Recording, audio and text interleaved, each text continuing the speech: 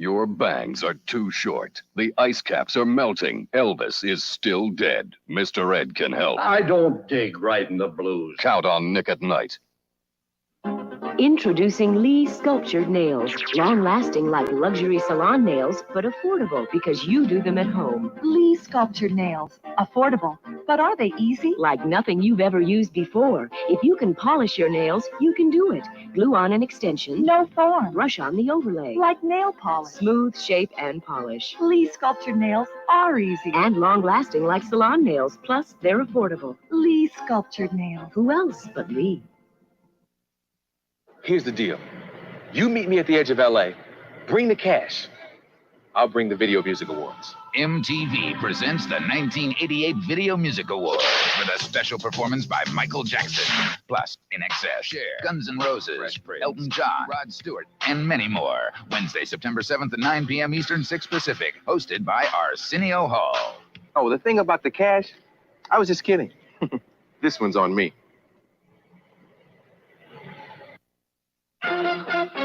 Laughing, yeah. Oh, what's that really funny thing they always say? It's suck it to me. No, something else. You bet your sweet bippy. Beautiful downtown Burbank. No, I'll drink to that. something else. Say goodnight, Dick. Why don't you look it up in your Funkin' Wagner? Pickle finger face. Here comes the judge. It's my fancy. Wait, it's... Right here on Nick at Night. Your boss is a butthead. The sun is a dying star. You stink at bridge. Car 54 can help. Count on Nick at Night. No need to adjust your set. That's just our Flexomatic machine testing Nick at Night's classic reruns for rewatchability. Take this episode of The Patty Duke Show. After 211 viewings, you still get a chuckle, plus a valuable lesson in hygiene. This Ed episode, put on your safety glasses and watch 35 times in a row. Just try that with an A-Team rerun. Flexomatic eats Mr. T for breakfast. I think what Hank is trying to say is that at Nick at Night, our reruns are better than theirs.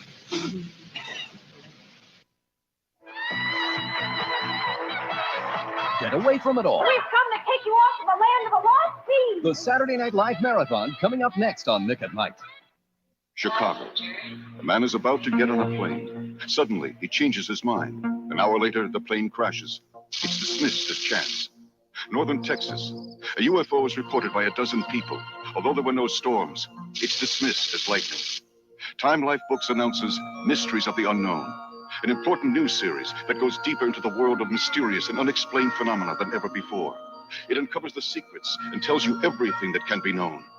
Stonehenge. A visitor shapes a wire antenna in an ancient symbol and points it at the stone. A surge of power knocks him unconscious. Was it all in his mind, or much more than that? Experience Mysteries of the Unknown for 10 days free. Then decide if you want to dismiss it. Call 1-800-242-3100 to examine Mystic Places for 10 days. Keep it to pay just $12.99 plus $2.98 shipping and handling. Other books will follow, one about every other month. Cancel anytime. Call 1-800-242-3100. TV or MTV? TV or MTV? TV or MTV? There's only one thing that keeps TV from being MTV. This great video music, crazy game shows and dance shows, MTV news and specials. Everybody loves TV, but sometimes you gotta ask yourself, TV or MTV? I want my MTV. After watching The Donna Reed Show, do you ever have the uncontrollable desire to go out and do good? Beware. Nick at Night scientists have discovered powerful subliminal messages embedded in The Donna Reed Show. In the interest of your free will, we have slowed down this Donna Reed footage. See for yourself.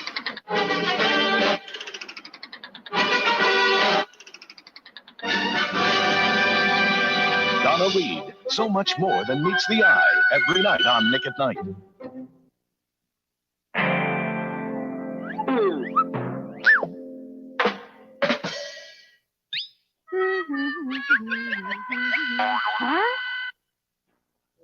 Time out for a quick bite. The Saturday Night Live Marathon continues all night on Nick at Night. My Three Sons. One show, two lovable old coots. Not quite sure who's who? Nick at Night presents this Bub and Uncle Charlie guide. Bub, black and white. Uncle Charlie, color. Bub tells boring showbiz stories. The lights, the audience. Uncle Charlie tells boring sailor stories. The pirate ship caught on fire. Bub at peace with his bachelor life. Uncle Charlie just going through the motions. Bub abused by household appliances. Uncle Charlie just hard on himself. Bub, Uncle Charlie, know the difference. Watch them both on My Three Sons on Nick at Night.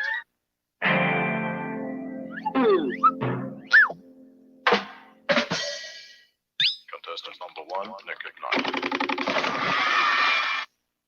It's been sleeting for days. Your goldfish are dead. Mr. T has a new show. My Three Sons can help. I'm not promising anything. Count on Nick at Night. The 1988 Olympic Games. The very best in the world coming together to celebrate human competition. Now you can show your support for our U.S. Olympic team with these exciting Olympic souvenir shirts. Blazoned with the officially licensed designs for the 1988 Seoul Olympics, these durable, high-quality shirts are destined to become collector's items.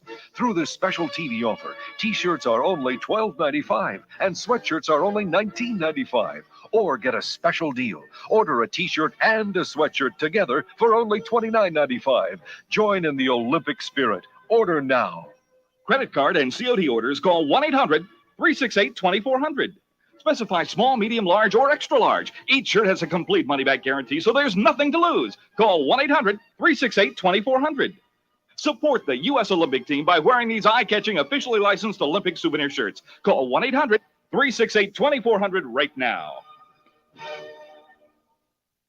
Nick at Night, the network with the happy families, salutes another happy family, the Williamses. Like Donna and the kids, they communicate with each other. I'm never going to speak to you again. Never, never, never. Like Chip and Robbie, they support each other. Oh, you cheated. I don't want to play with you. And like Wilbur and Ed, they take care of each other. Oh! Join this happy family. Togetherness, I got it up to here. On Make Room for Daddy, every night on Nick at Night. We fed a recent rerun of the sitcom Facts of Life into Nick at Night's hyperanalytic converger and got lumpy oatmeal. But a classic rerun of the Patty Duke Show yielded this fine steak dinner. Proof our reruns are better than theirs. You haven't been watching enough TV lately. Nick at Night wants to help. So what do you do? So Nick at Night gives you an entire season of SCTV in one 2-day comedy marathon this weekend. SCTV has everything a real network has. Talk shows. I've always been interested in drama. Educational programming. And wildlife shows. Oh, slug! 2 days, 20 hours of SCTV comedy all night, starting at 8/7 Central. Brought to you by Bright Floor Polish this weekend on Nick at Night. Attention, television viewers. If you're not already getting TV Guide home delivered, you're missing out on a great deal. Yes, you can get 30 weeks of TV Guide and pay in 3 easy monthly installments of just $7.17. That means a few cents a day buys you America's most exciting, most colorful, most popular television magazine, wrapped around the most complete, most accurate program information you can find anywhere on network, local, cable, and pay TV. Plus, you'll enjoy the convenience of home delivery, and you can't beat the price. You can't beat the price, so don't miss out on this special TV Guide offer. It's so easy. Just call 800-821-6100. Get 30 weeks of TV Guide and pay in 3 easy monthly installments of just $7.17. Call toll-free 800-821-6100. It's the lowest price going, so do it now. 800-821-6100. TV Guide pays for the call. 800-821-6100. Time Life presents The Honeymooners Lost Episodes, now on videocassette. These scenes are from a rare group of original Honeymooners episodes, lost for over 30 years in Jackie Gleason's vault. Each cassette brings you at least 2 full episodes. Get your first for only $9.99. You're so funny, I'm going to put you in my act. And I'm going to name the act Punch and Judy. And you're going to be Judy. What happened to your row? What happened? He started a smoke. What's so terrible about that? He used me for an ashtray. Every other month, you'll receive another cassette with at least 2 lost episodes for just $19.99. But the first VHS cassette can now be yours for only $9.99. Order now while this introductory offer lasts. Call toll free 1-800-441-0300. That's 1-800-441-0300. We send $9.99 plus $3 for shipping to Honeymooners, P.O. Box 8900-N, Buffalo Grove, Illinois 60089. Nick at Night presents Secrets of Mr. Ed. Did Mr. Ed really talk? The answer, yes. In reality, it was Wilbur who required electrical shocks to perform his comedy lines. Would today's push-button phones prevent Mr. Ed from dialing long distance? The answer, no. The divestiture of AT&T makes long-distance dialing a reality for everyone.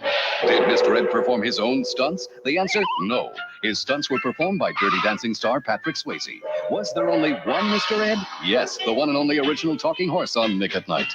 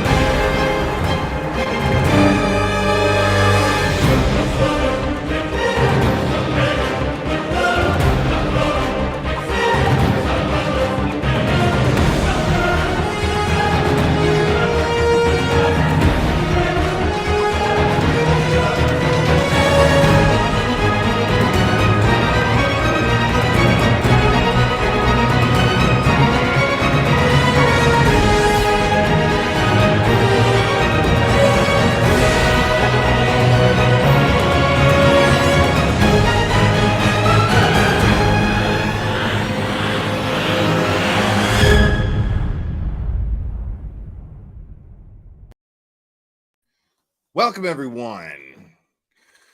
Oh, my goodness. Happy Friday. I think it's Friday. Is it Friday? It's Friday. Yeah, I think it's Friday. Oh, man. Yeah. I hope everybody's doing okay. I hope everybody's having a good beginning to their weekend. I'm hoping to kick it off for you a little on a pleasant note, more or less, if I can. I got some things on my mind that I might like vent to you guys a little bit about, but like thing is, like, I have this saying that venting is just a word designed to excuse complaining. That's mine. Don't steal it or whatever. I don't care. I'm just kidding.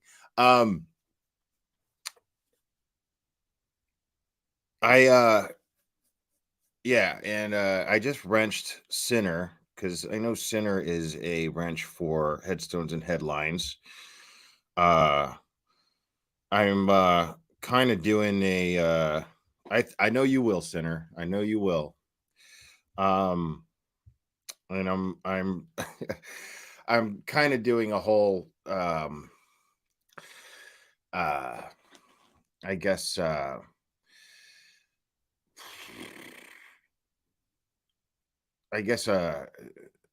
don't know if I'm doing a whole rebrand or not. That's what I was going to talk about tonight, but let's try to keep the fun going before I get into that. I'm hoping to kind of change my mood a little bit, but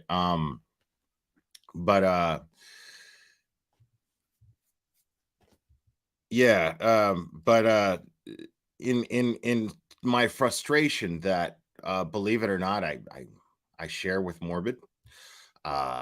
Same frustration I share with Deets on the Streets, but I refuse to quit. And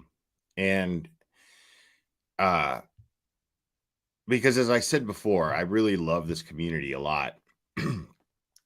With all its faults, I still love it. And so but I'm kind of just going through a thing, I guess, because I mean, not to whine and bitch, but you know, depression kind of does that to you, you know, where you just you get into this weird mental slump, you know, and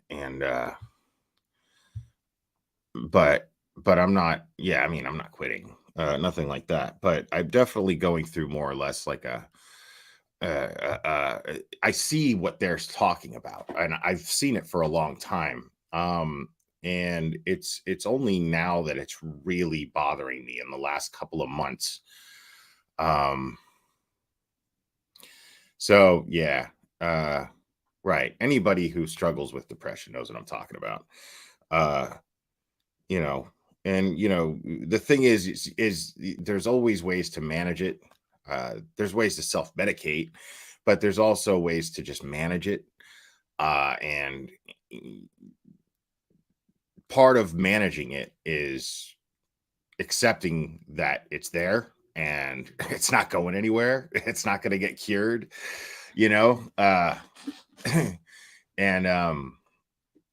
and so, if it's depending on the severity of it, depending on your character and personality, you may or may not need prescribed medication. If it's something that's really getting to you, then you obviously have to go see a mental health professional, talk to them. There's absolutely no shame in that. And you do what's best for you. But part of managing it is accepting that it's there, it's not going anywhere, and once in a while it's gonna give you a little bit of a beating. So yeah, some people take medicine for it. See, the thing is I talked about this on Morbid's channel, and I've talked about it here, I think, a long time ago. If I take medication for it, because I have, if I take medication for it, it's like I'm trading something out. That part of me that just kind of that part of me that just kind of that is the fun guy here, that just quick-witted, and that's gonna go away. That goes away along with the quick temper, along with the just feeling bummed out. It just takes the light out of my eyes. It takes the light out of, I feel like it just like puts my soul to sleep. And what's the point? So I just kind of look at it like, this is how God made me. And so it's on me to manage it. Now, maybe it's just not as severe as most people. I'm not saying this is what you should do. I'm saying this is what works for me. So that's just it. And it's tough, but and so I totally get people who I get creators that feel like this is just, it gets too much. It gets too much for them. Because I feel that sometimes too. I really do. And I have my little temper tantrums, and one of my little temper tantrums, I just deleted all of my moderators. I just went into YouTube Studio, and I was just like, knowing that I was going to give some of them back, but I wasn't going to sit there and go through, because when you're having a temper tantrum, you're not going to do something so rational and organized. But and some people contacted me and were like, dude, I get that you got rid of my wrench, blah blah blah. I understand if you're feeling a certain way about me and this. Whoa, no, because I was like, whoa. And so some people, if you show up and you don't have a wrench, if you're a creator and you had a wrench before, I'm going to give it back, and it's just kind of cleaning house a little bit. That's all. So don't take it personally. Some of you need to take it personally, because some of you, the reason why I took your wrenches, let me get to that in just a second, because y'all know what's coming. Y'all know. I think we got a super dad. Super dad. I think we got a super dad. Super dad. Super dad. Super dad. Dad. Dad. Dad. Dad. Dad. I think we got a super dad. I think we got a super dad. Okay. Thank you so much, Grandmaster Sid Sophos. Glare, you got this, man. We are with you, man. Yeah, thank you. You are a valued member of my community, man. You are just fucking great, man. And not just because you're generous with the super chats. I do appreciate that, but just you being here, man, is really cool. All you guys. So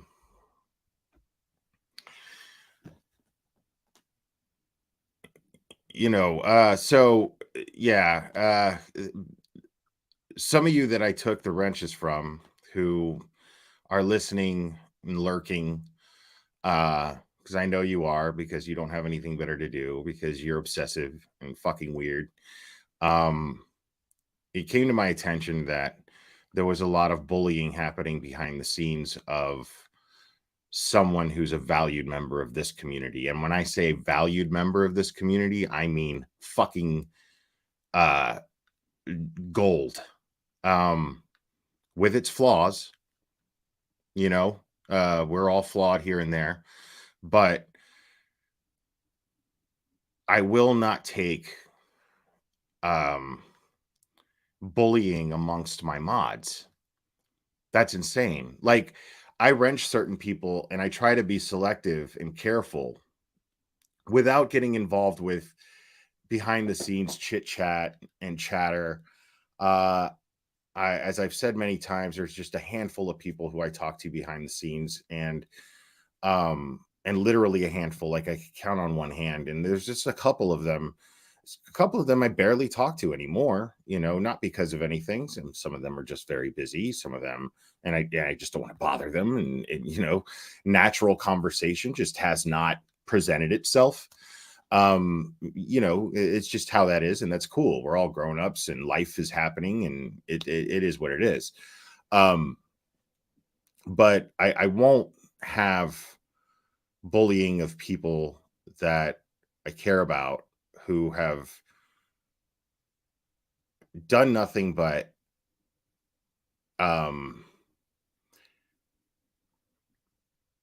been an ear that they wish that I was, and been an ear for these people, and then they take this person who is kind, helpful, maybe a little crude sometimes, but kind and helpful. And when I'm not talking about deets, that issue is closed as far as I'm concerned.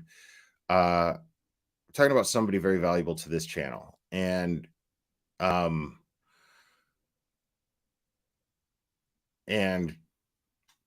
what's funny is these people are directly connected to the shit that was going on with deets.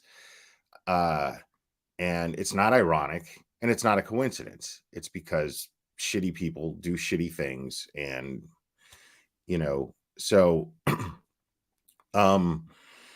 but if I trust you with the wrench, I'm not going to have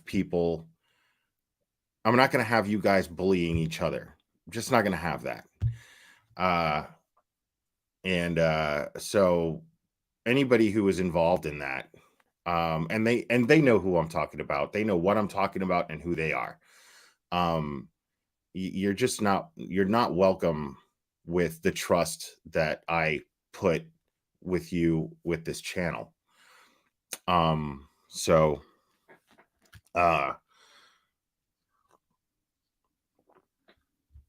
Yeah, I can't have that. Especially when this person is there just to listen to you and be there for you, who is active in social media platforms that are designed to help this channel and give people a place to communicate and hang out outside of these walls. And then they trust you with certain information about their personal life, and then you use it to bash them. It's really disgusting. It's really fucking gross. And I'm just not going to have that on my moderator team. I'm not going to have that.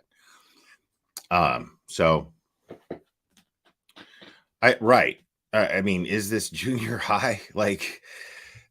you're just going to have to take that shit down the road on channels that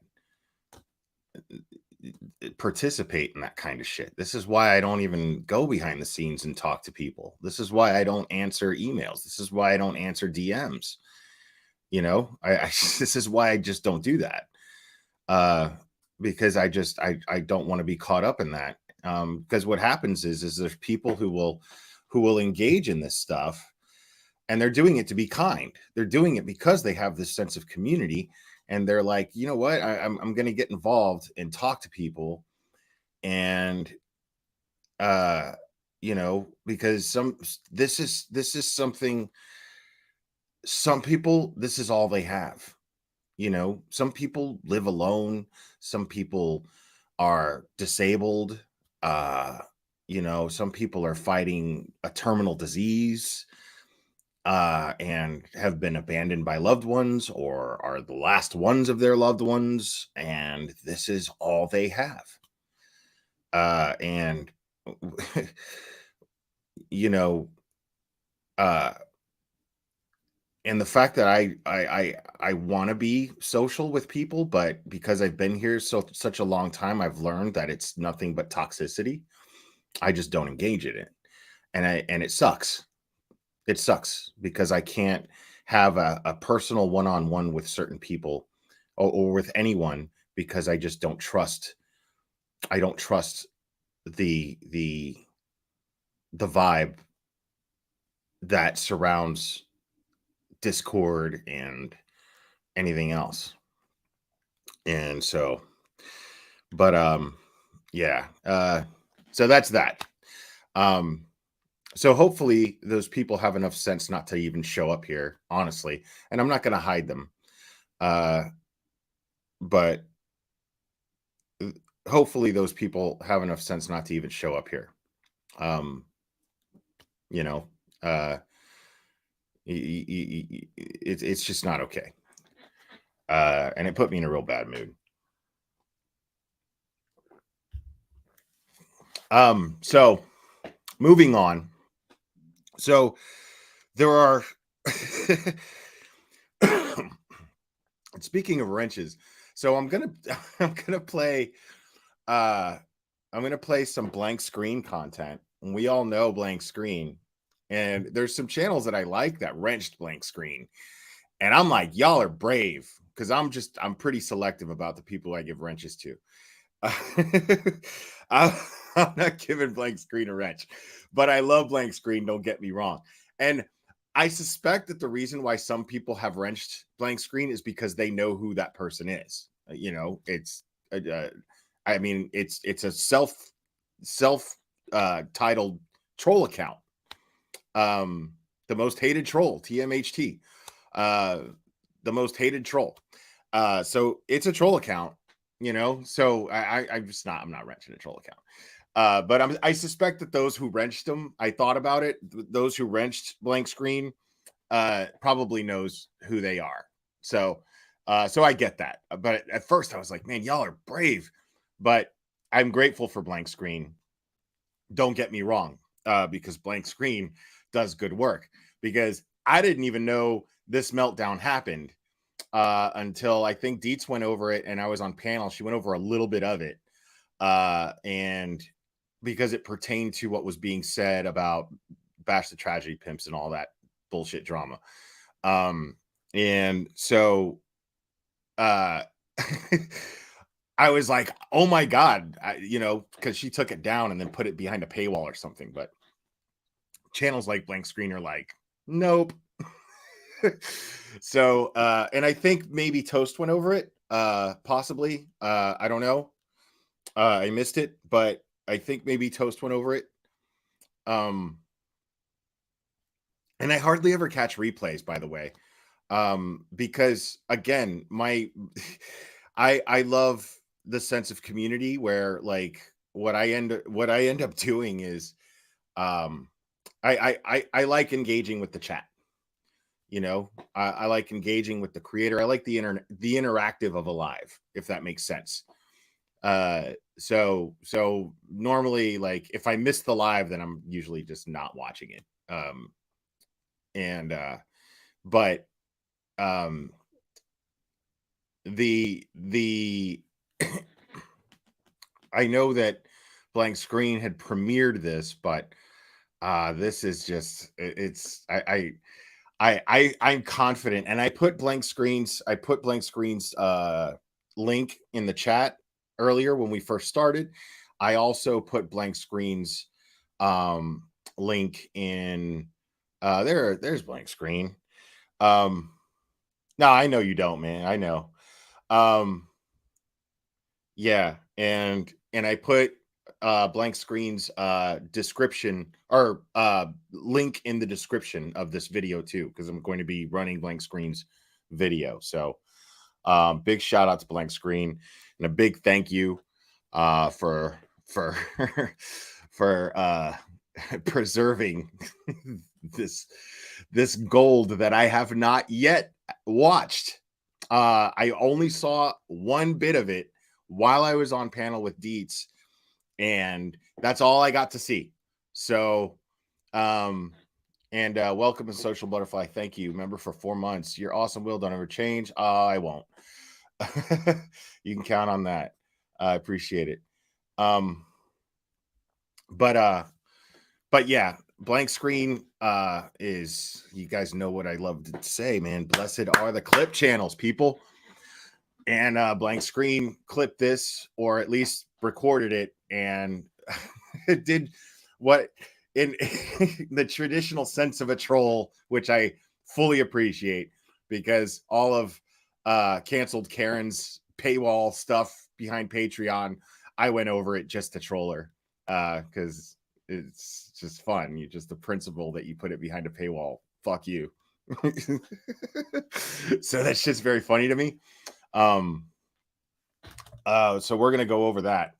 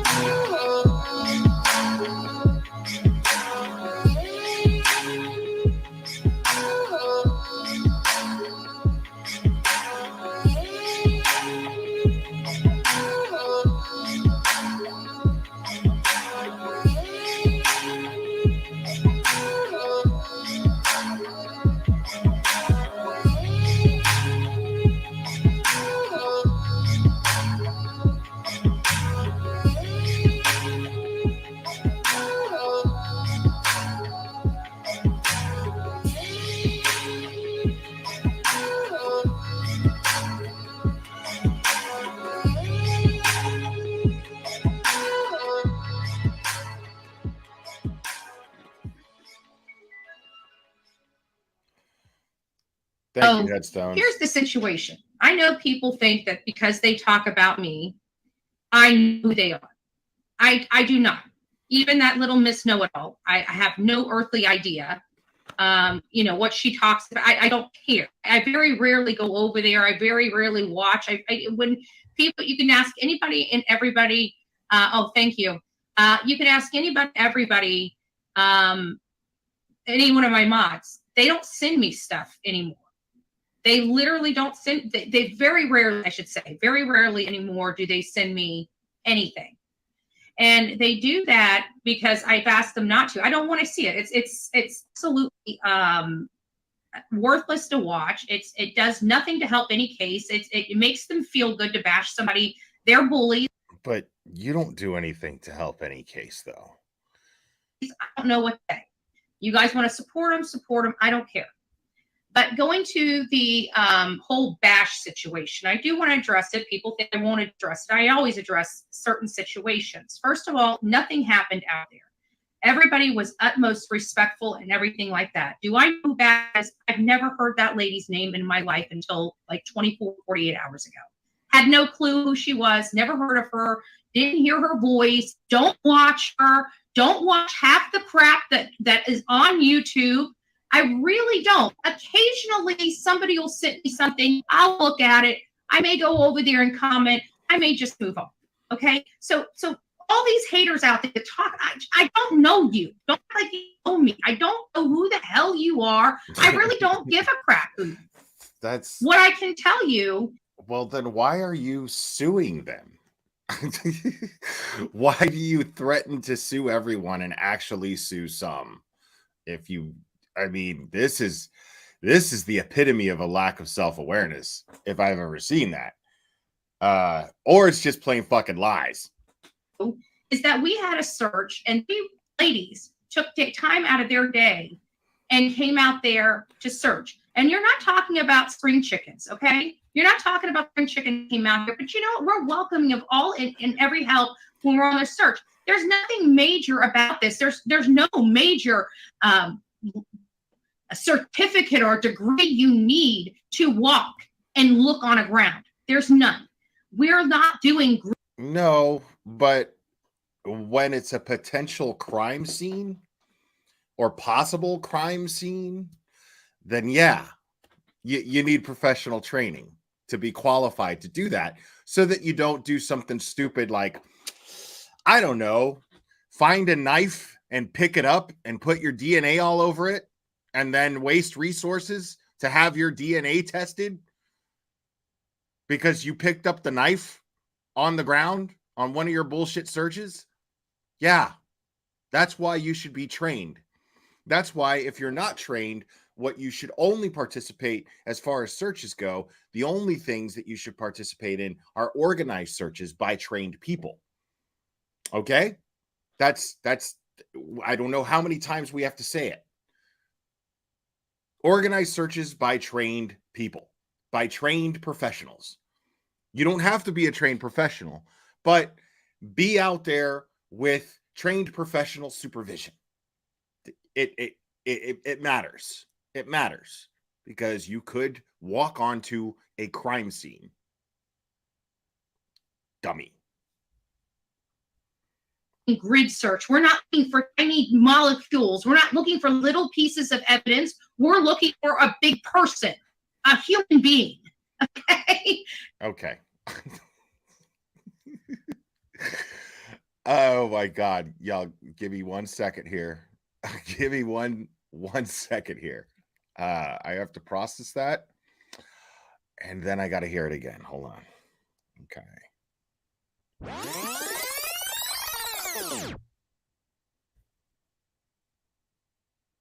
There's no major a certificate or degree you need to walk and look on a ground. There's none.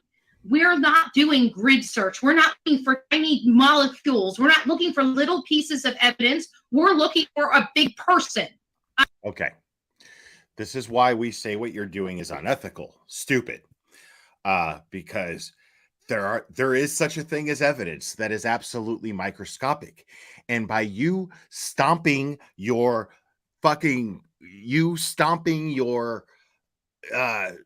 stickered covered feet that you're complaining about all the time all over the place, you could be tainting that microscopic evidence that you know nothing about.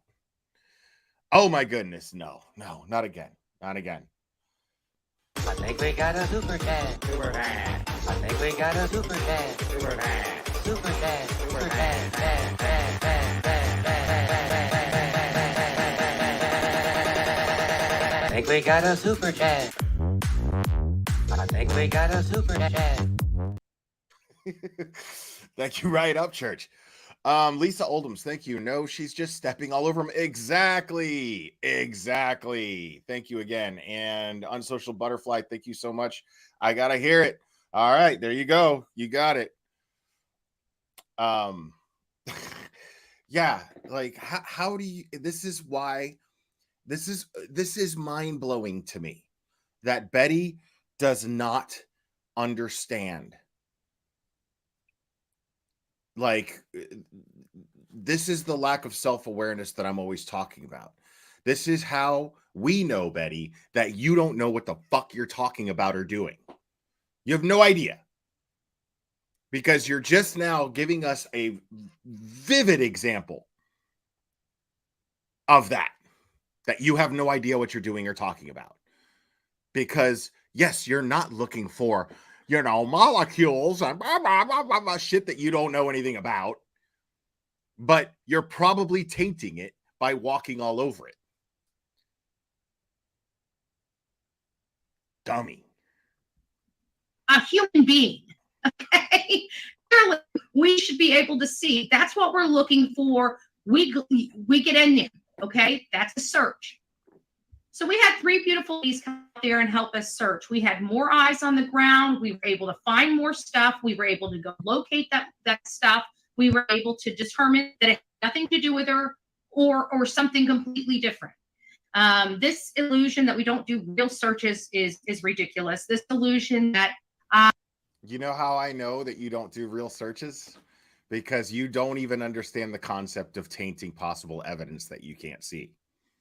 Simple concept. Simple concept that you would actually learn if you paid attention to any of the trials that you stream for content. Simple. You don't do real searches, Betty. I put on some show for this woman I didn't even know that was going to be out there. Honestly, we hear every single time we go out to a case. You guys watch this live every single day.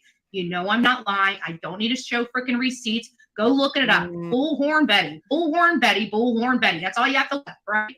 These people threaten us every single time we go into a community, go in to do a search, go in to pass out flyers. Something. Now, again, and I've said it many times, I'm going to say it again.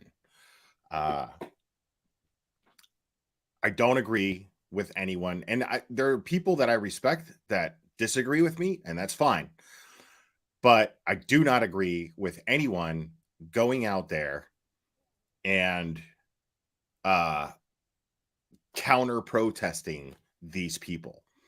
There is a number of reasons why I don't agree with this. A, because they're putting themselves in harm's way. B, because these people are out there not doing anything productive and making a shit show out of a case. Now, whether it depends on the level of the shit show, maybe they're not making a major shit show out of the case, but they're still making a circus out of it to some degree. And by going out there and counter protesting these people, or going out there to taunt them and to antagonize them, you're just adding to that shit show, because at the end of the day, it's still an actual case involving real people and involving real victims. So I do not agree with anyone actually going out there and sticking phones in their faces and yelling through a bullhorn because they're yelling through a bullhorn. I mean, it's just adding to the shit show. And you're putting yourself in harm's way too, because look at what happened to Aileen. Aileen got assaulted. It could have been a lot worse. Now, do I think that she was out there with the best intentions and she was brave in doing so? Yeah, sure. But I don't think any good actually came from it. And I think that Dolly absolutely abused this woman verbally and then put his hands on her. Now, she didn't complain about it, and some people, maybe are overusing the word. Some people feel that the word assault is being overused to describe the situation, but technically he put his hands on her. He crossed boundaries, and it could have been a lot worse, and he did it out of anger.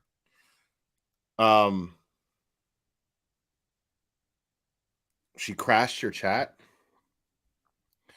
I'm happy to talk to Bullhorn Betty. I am happily anybody that I review, and my offer still stands. Hold on. Let's do this right. I think we got a super cat. Super cat. I think we got a super cat. Super cat. Super cat. Super cat.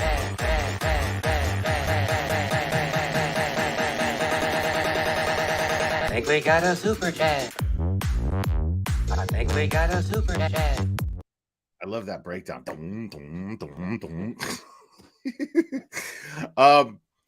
Headstones BHB crashed my chat, told her to show up here. I'm happy to speak to her, and what I've always said still stands. If she actually has the gumption to come up here, I will put a link in the chat. I will let her come up here and she can talk to me. And if she has the bravery to answer my questions, and I will be polite, but to answer my questions, after which I will stop reviewing her.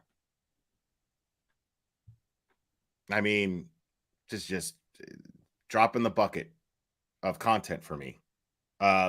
So I have no problem with that.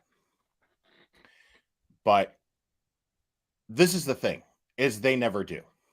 And I'll explain why. These people who I review, that goes for all of them. And they never, ever, ever take me up on the opportunity to defend what they're doing. And on their platforms, they're so confident. They're so confident. They have so much conviction behind what they're doing.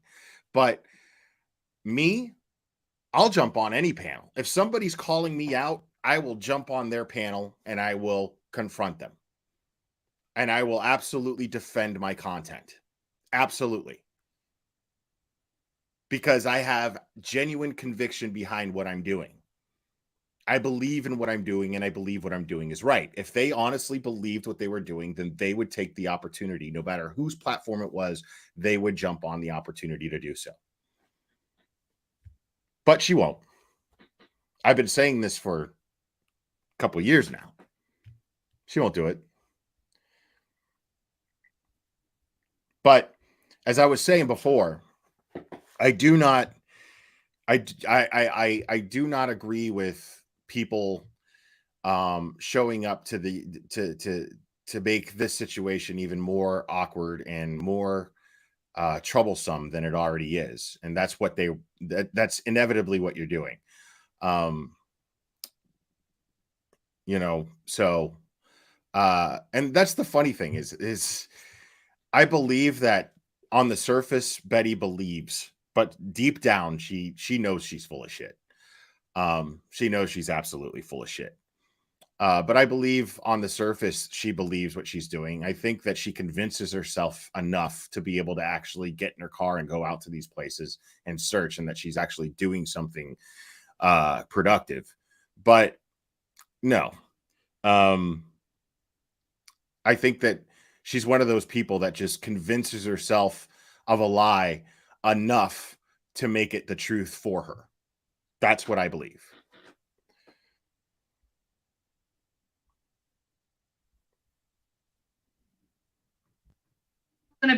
We hear it all the time. We don't even listen to it anymore. The way we deal with it is we just say, if it happens, we'll deal with it as it comes. Okay. When Bash, and as soon as I got there, somebody said that the Bash was being planted in this search. I'm like, well, I don't care who comes out to search as long as there's no BS with it, right? I don't care who comes out. Haters, all, I don't care. If you guys are there without the BS and the petty crap, you come out and search. Everybody on back. I don't know what part of that you don't understand. But I'm a nice person. The projection is just very funny to me. Because she's like, what part of that don't you understand? What part of you are interfering with an open investigation don't you understand? What part of you are you don't have the training to do this the right way? Don't you understand? Yeah, her mom's totally an enabler, Blankscreen. Absolutely. Yeah. Her mom and her dynamic that I see just brings me to the conclusion that her mom is just, I mean, it's very telling. You know, I'm so proud of you, and you can do whatever you want. You just believe that you're a lawyer, and you're going to be a lawyer. Okay, Mom, I'm a lawyer. Wait, that's not what I meant, but okay, I love you. That's more or less the vibe that I get the impression of that goes on. Oh no.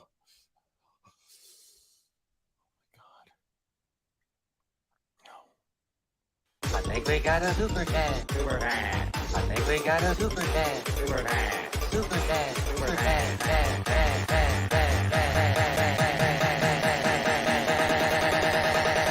think we got a super chat. I think we got a super chat. Thank you, Grandmaster Sid Sophos. If BHB goes on panel, I will donate $100 to charity. Right on. Right on. Will it be the charity of Betty's choice? That might be more enticing for her to come up here and talk to me.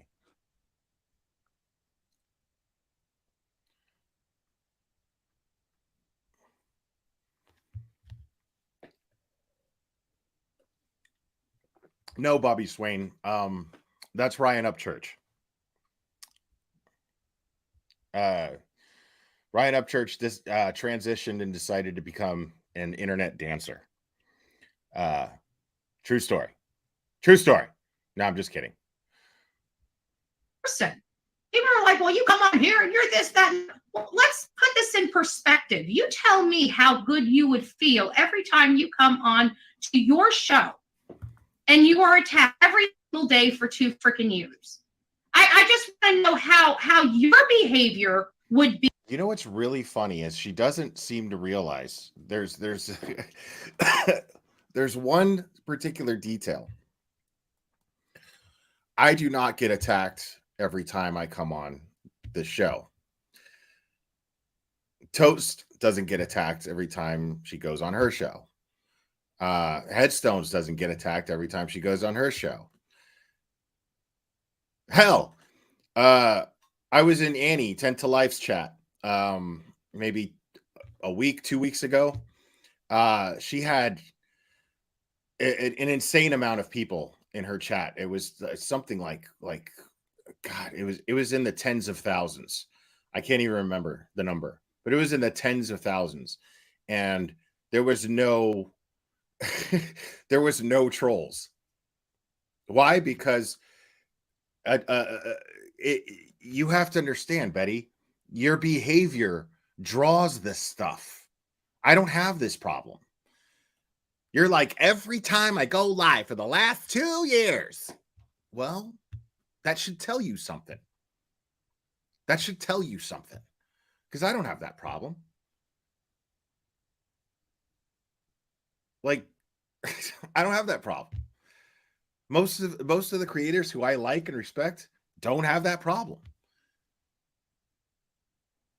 The ones who are probably doing something really fucked up on a consistent basis are going to have that problem.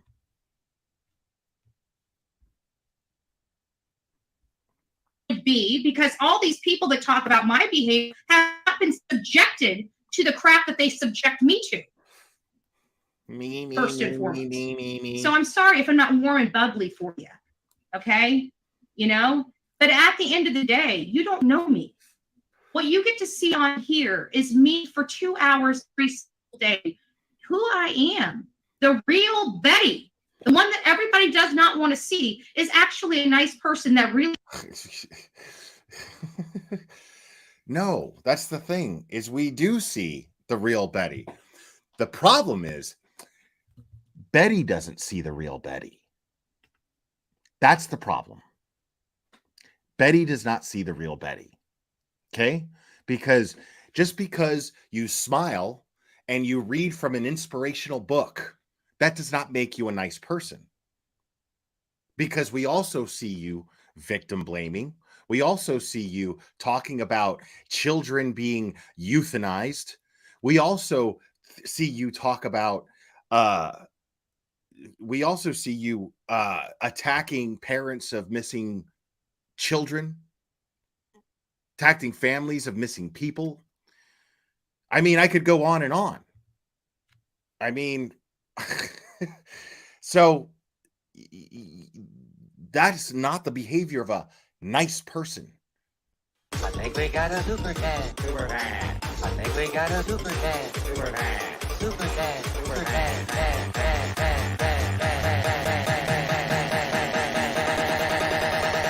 I think we got a super chat. I think we got a. Abigail Crochet, thank you so much. In response to rude remark, I would have to value the opinion first. I don't. Yeah, I agree. Yeah, Your opinions aren't valuable because A, you're inconsistent. When you're constantly inconsistent, it basically says that you're a liar.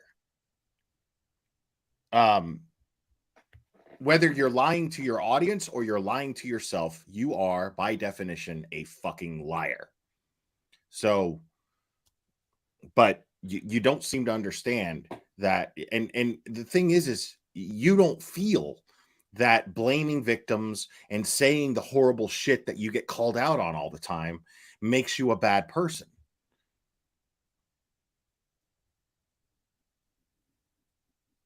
I mean, because that's the thing is Bash went out there and Bash came back and said, well, I had a pleasant experience. I don't know exactly what she said. I just know that everybody got their fucking panties in a wad over it. But she basically had nothing negative to say about her experience going out there and confronting Betty. And that is absolutely fine. But that doesn't erase to me all of the bad shit that she does. I mean, like, I don't know if she, I don't know if she took the opportunity by confronting her of pointing out the things that I'm talking about, because I'd be happy to sit down and have a meal with Betty if she was open to talk about what I'm talking about now. But the problem is that she doesn't want to face that. She's going to go, no, and just continue to convince herself that what she's doing is for the greater good, and that's a problem. And this is what bad people do. This is what people who are not nice people do. I've used this example a million times. Hitler thought he was saving the world. Think about that. Every dictator thought they were saving the world.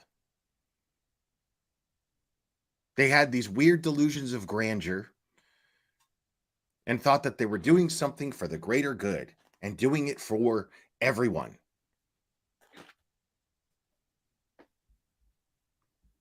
Really likes to help people. And no matter what you say to people, they will not believe it. I had no idea that was Bash there. I can honestly tell you that. We got an inkling that she was there. I call it, you guys know me. I'm just straight up as you can be. So as soon as I heard that Bash would be there, the first thing I said is, "Are you Bash? Are any of?" And I didn't say, "Are you Bash?" I said, "Are any of you Bash?" But all three of them are like, "No." So I'm like, "Okay, well, thanks for coming to the search." Now, what I really have a problem with people thinking that just because Bash said that she was Bash, like if she would have told me she was Bash, everybody thinks it would turn into an S show. No, it doesn't. And our conversation would have been different, because my conversation to Bash, had she told me she was Bash, is I would have pulled her aside and say, "Look, this is not the time or the place for bullshit. If you want to help search, I welcome your help. But if you're coming here for headstones, I mean, like anybody who watches this channel and has watched me review Betty, at this point, they take everything she says as a lie first. Immediately, it's like there's nothing that she's gonna say that I'm going to assume is the truth. Here to bring drama. This ain't the place, isn't the time. That would have been how the conversation would have been. This whole crazy thing, the only people that stir up the S show, as you see when we come back, like I found out in South Carolina on my way back here, literally like 7 hours ago, that Bash was truly a woman that was in that group. Now, I'm a little disappointed that she misrepresented who she was. But I can honestly say, I thought she was another person out to look. She was helpful. She was nice. I don't know what else you want me to say about it. The search went on. We were there. She was with us the whole entire time. When she left was when Jen pulled up. Jen was pulling up. We turned the whole crew around and was heading back to Jen because we were going to start changing our search area. And so as we were going up to meet Jen, that's when I guess Bash, I can't even remember what she told me her name was out there. I remember one was Angie, and I literally, I can't remember. I mean, like, you see what I'm talking about? You see the veiled bullshit here, you know? I'm saying nice things about her, but you know, I'm gonna inadvertently try to dox her here if I can. Hold on, let me just try to think of her real name. Remember, I'm so exhausted. But all I could say is that everybody was really nice and friendly. That the search, you know, again, we're looking for a needle in the haystack. Did we clear some areas? Yes. Did we do a lot of work, a lot of walking? Yes. We were very fortunate that the weather was not like 96 and 97. Walking's not work, bro. You know what walking is? Mental health management. That's what walking is. It's moving. Like, I mean, I could be petty and sit here and be like, you know, how insulting to people who are stuck in a wheelchair that she fucking calls walking work. I mean, I that's not me, but it's not work, man. It's literally, you know, standing up and moving your legs, bro. Like, it's not work, you know. Oh my God. You know what I was doing? Like, I had to actually lift my arm and hold a fork to put food in my mouth. I mean, I put in all this work to eat this meal. You have no sense of gratitude. It's the funniest thing in the world. Hold on. Kill Shot. Welcome, buddy. Kill Shot Uncovering the Truth, gifted 5 memberships. Angel Clips, Gina F, B Legend, Triple Diamond Art, Christy M. Congrats to you guys. Oh no. I think we got a super chat. Super chat. I think we got a super chat. Super chat. Super chat. Super chat.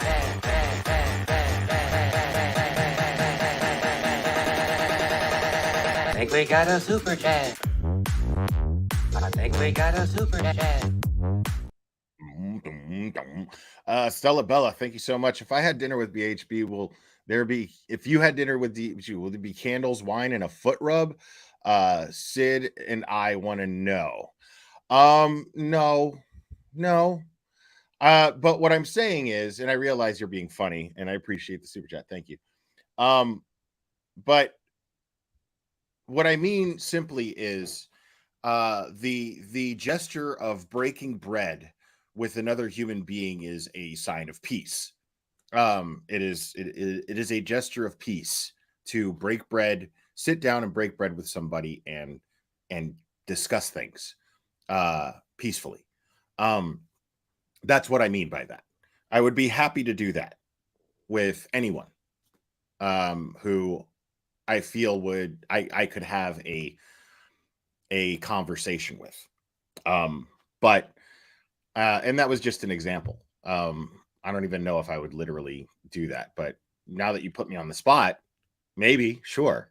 But I was just using that as an example that, you know, like I said, the gesture of sitting down with someone and breaking bread with them and eating is just a universal and all-time gesture of peace. 7 degrees where you're so hot, you got literally sweat just dripping in your eyeball, burning.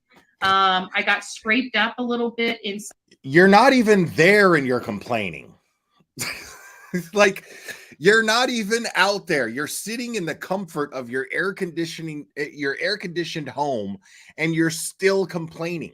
This is why people don't respect the gesture, so-called, of you going out there and so-called searching, because it means shit when you act like it's such a fucking chore. It is not a gesture of goodwill when all you do is fucking complain about it. This is why people who actually have gratitude call you out on your bullshit, because that is, you complaining about it is a sign that you are full of shit. You're not doing this for the good of anybody. You're not. I mean, it's just like, just go out there and fucking search. I mean, you shouldn't even be doing that unless it's an organized search. Shouldn't even be doing that unless you're working side by side with law enforcement and organizing a search. So, like, but when you complain about, like, if someone does something nice for me, right? If somebody, like, you know, thinks of me on my birthday, which is ridiculous, but thinks of me on my birthday and buys me a gift, right? Let's say they bought me let's say they bought me a car, something amazing, right? Which would never happen. But say somebody bought me a car, something amazing, something that's just like, whoa. And then when they give it to me, they go, oh man, oh, you're welcome. Oh, don't worry about it. I mean, all it did, I just, you know, I cleaned out my savings for it. And, you know, I was going to put my granddaughter through college, and, you know, I can't do that now. So she's not going to get an education because I felt like you needed a car. And so, you know, right there, I'm going to be like, dude, take the fucking car back. I don't want it. I don't fucking want it. Like, this concept just completely escapes her, which is hilarious to me. Well, you know, yeah, you know, and I got to the car dealership, and the guy was a complete and total asshole, and I haggled with him for hours and hours and hours, and my feet hurt because I was standing there and I was walking around the lot the whole time looking for the right car that was for you, and then I was just like, oh God. I mean, dude, like, fuck you and your car. I don't want it. Like, this concept, it just escapes her, dude. It's hilarious to me. That's exactly what you're doing by sitting here and saying, I'm doing, I from the kindness of my heart, I went out and I searched for this person. You all don't do that. Do you? Did this person go out and buy a car for that person? Oh my God. You know, get up off your duff and go shop for a car for somebody, and do it out of the kindness of your heart. Fuck your car. I don't want it. I don't want it. Like, I don't give a fuck if I am fucking flat broke and all I got are fucking worn down shoes and I live fucking in the middle of nowhere where there is nothing for 10 square miles. I don't want the car. Fuck your car.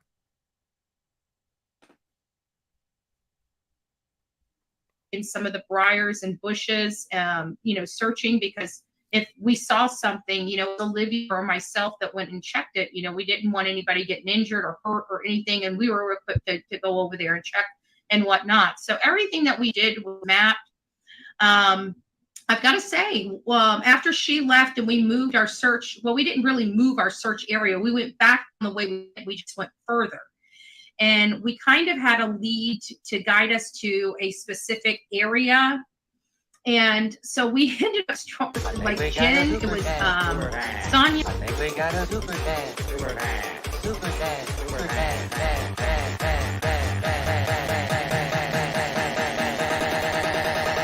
I think we got a super dad. I I think we got a super chat.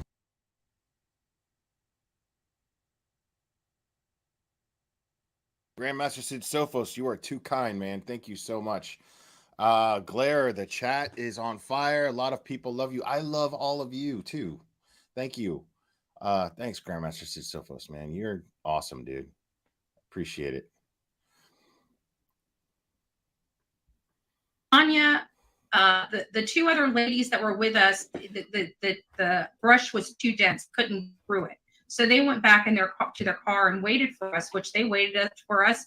I want to say they waited for us for like an hour and a half because we were out there for at least another hour and a half to 2 hours after, I guess, Bash, after she left.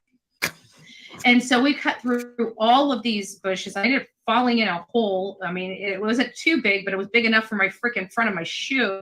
So that could have been a bad situation. I could have broke my leg, but thank God, no injuries or anything like that outside of a few scratches and bruises. Oh my God. But the searches are expected. And this whole thing about me complaining, if you've never searched in 96-degree weather. Shut up! Oh my God, I don't care! Don't sit there. It's not like stop searching because I'm hot or it's exhausting until you've been out there walking 4 freaking miles for 4 hours and people are 4 miles in 4 hours. Yes. How long do you think it takes to thoroughly search a mile? It's definitely not done in 10 minutes. I'm kind of a little bitter over being lied to a little bit, but at the end of the day, I'm glad she came out. I'm glad she was able to help. I feel really bad for her because I was listening and they had her crying. Like they just totally slammed her for saying one kind thing about me. And you wonder why people have so many horrible things to say about me because if they don't, they get jumped on. Nobody wonders why people have horrible things to say about you. It's like nobody does. It's not some new mind-blowing concept.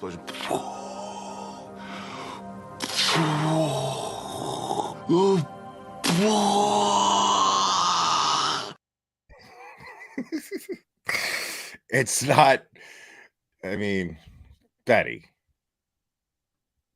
They get freaking just mauled to pieces. And they try to say that's from us, man. Like, you just had that lady that went out there to help. She probably will never help in another search for another missing person case again. And these are from her own people and people that say that they care about, really, truly helping. You just stop. You know what's really funny, though? Like, she wonders why nobody goes out there. Like, she's not selling it well at all. If I'm trying to get people to help me go search for a missing person, okay, I'm not going to just talk about the negatives all the time. I mean, I don't understand how she doesn't get this. I'm not going to sit here and sell the concept by going, I need people to come out and search. This is a missing person. People love her, but it's fucking hot and it sucks. And my feet hurt. And, the last time I went out and searched, I almost broke my leg. And, oh my God, that's not going to sell getting people to help you. Like, I would not be doing that. I would not be doing that. I would be hyping the concept up so much. Like, I might point it out. I might be like, listen, just make sure. I mean, we're going to have, because if it was an organized search, you would be providing a bunch of water and you'd be like, listen, it's going to be hot, wear clothes that are not, that are going to protect you because we might be going through the woods, but make sure you try to keep cool, blah, blah, blah. That, you could absolutely word it a certain way, but she's not selling this shit at all. She's just like, this fucking sucks. This is the worst shit ever. Why doesn't anybody want to help? Makes no sense. Stop this woman that really actually cared from probably ever participating in something like again. And you want to talk about my bad behavior? Okay. You suck. Okay. Well, let me tell you about my bad behavior. My behavior is I'm about over all of this. I'm about over being attacked for no reason. I'm about over, like, you guys hate me for over lies, and you guys are so naive. You can't even realize that you were lied to and everything. See, let me talk about this lawsuit for a second, because I did go over, I went over this lawsuit when it was first filed, and I gotta tell you, like, it's full of bullshit. It's absolutely frivolous, and it's totally full of bullshit. But I believe that she perceives those things as she stated them when she shared links saying this is Queen Bee doing this and doing that. I believe that she actually believes that shit. Personally, I think that that's how she honestly perceived that shit. This is the she is the Queen Bee of lying to herself. She is the head honcho of self oblivion. Everything that you hate me for is one big fat freaking lie. Outside of 3 protests I've done, everything has been, and those protests were to put bad people in jail. Like Leilani Simon, she killed her freaking son, and she needed to be in jail. She is in jail. We were fighting for. She is in jail. You being out there did nothing for that. You being out there contributed to her being in jail currently in no way, shape, or fucking form. Leilani Simon is in jail for one reason and one reason only, besides the crime she committed, is there was consistent, thorough law enforcement investigation that took place that put together a case that is going to keep her there. Hard work.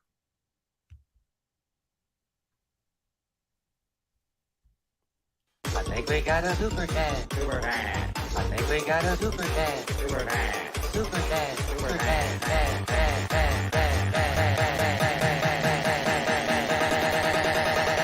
I think we got a super cat.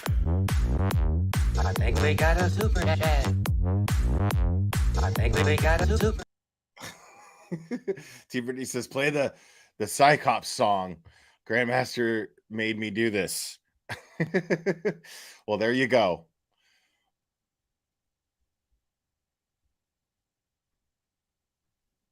It comes up all weird when I try to highlight those.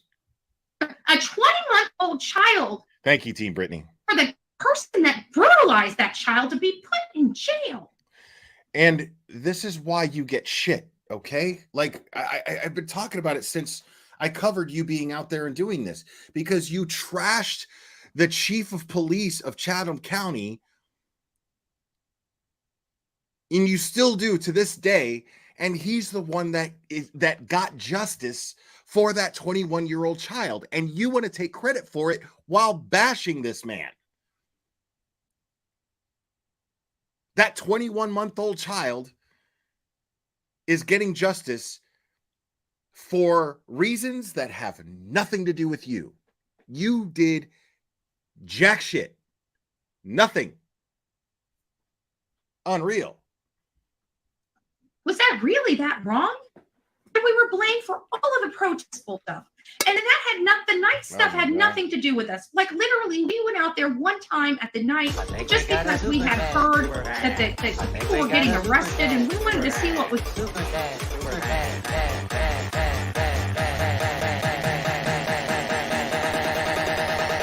I think we got a super chat.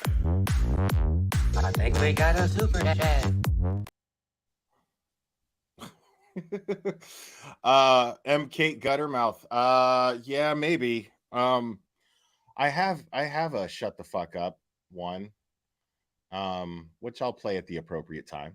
But thank you so much. I mean, this whole stream is the appropriate time, but thank you, M. Kate Guttermouth.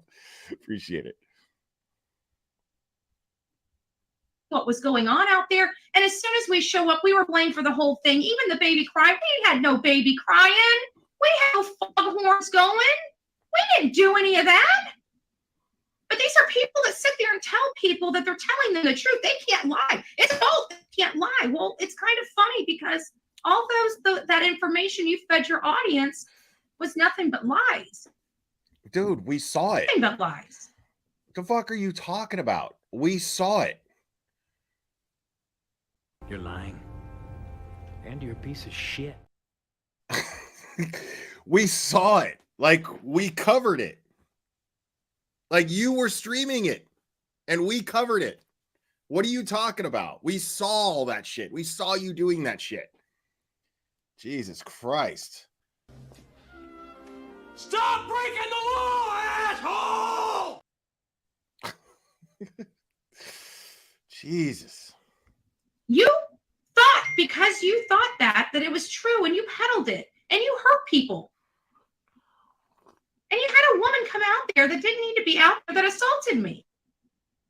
All of you guys are responsible for that. And you're responsible for bad crime tonight. Shame on you guys for that. And you know what? Wait for me for the bad behavior. Look at your bad behavior that incited this response. A woman did something from, maybe her intentions weren't the best in the world, but at least by the time I got there, I didn't even realize. And it didn't. And believe what you want to believe. I really don't care because I realize no matter what I say, what I do, nobody's going to believe it except the people that are here watching it day in and out. They can't say anything about it. Boy. You're a little cunt. I can't do anything. I'm tired of trying to convince people. If you think I'm such a horrible person, think it. I don't give a shit anymore. Like, your opinion to me literally does not matter. And that's the bad behavior they're talking about. No, is the not fact at all. That they think that this is a problem.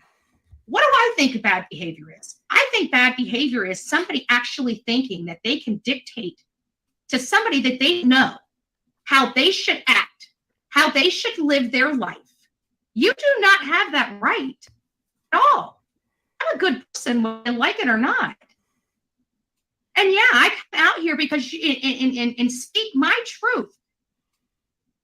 Because I'm forced to, because you guys won't stop. You're fucking animals. Oh. And then you attack a woman that came out there. Your own person that you sent out there to spy on me. Betty cussed. No. And then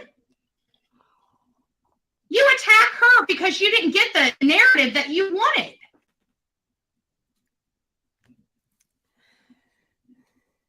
Like, do you guys not even? That's the first true thing that she said this entire stream. They attacked Bash the Tragedy Pimps because she didn't bring back the narrative that these people wanted. That's it. That's absolutely true. I actually agree with her on that. Like, I mean, it pains me to ever agree with her. No. Wait. Yeah, exactly. That's how I feel whenever I have to agree with Betty. Even remotely realize how irrational all of this is? Is this not clicking for your side of the group? You know, you're teaching children for the love of Christ. And you're teaching children that some stranger can tell them what the fuck they can do with their life? Take that. Clip that. And I really don't give a shit. Take it as a joke and not joke. I don't care. You don't get to dictate where I go, what I do, how I spend my money, how I make my money, what I do. The only damn thing I get to do is live my life for me each and every day. The people that are here to support it can support it. The people that don't, go find somebody that you can't support. But actually bullying, beating up, intimidating, following, stalking, showing up is absolutely fucking insane. Insane. Well, I appreciate Bash being a courteous person. I just think the element of coming there to basically spy on me was poor judgment. And you talk about my bad behavior. I agree. When It's have I poor ever judgment. stopped you and showed up at your anything? Oh, I forgot. You guys actually have to get off your ass and do something. Yes, I hate to break it to you. In person, I'm a nice fucking person. On here, when my back's against the wall every single frick day, yeah, you don't get that I was just and starting. had Bash told me who she was. I was just starting to see what Bash saw. She wouldn't have seen Like, that I either, was because just I would have been a starting. hell of a lot more reserved. I would have And watched then what I said. I would have watched how I acted. And then she just fucking comes back to the fucking self-oblivion. Like, fuck.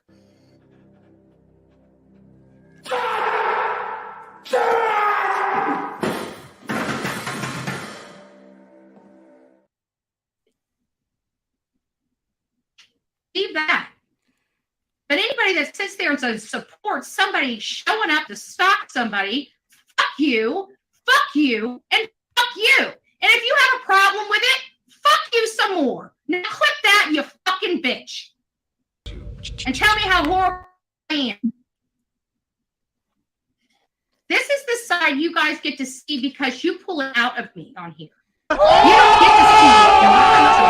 I will never allow you to get that portion of me. You don't get that. You didn't earn that. The people that get to see that are the ones that get off their ass and come out and do a freaking job and come out and help a family. That's who gets to see that. You get to see that. You didn't deserve it. Glasses off. Damn sure didn't earn it.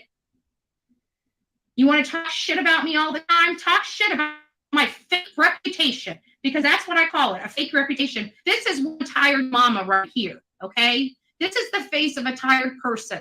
And his that's name been out is in the John freaking C. heat less than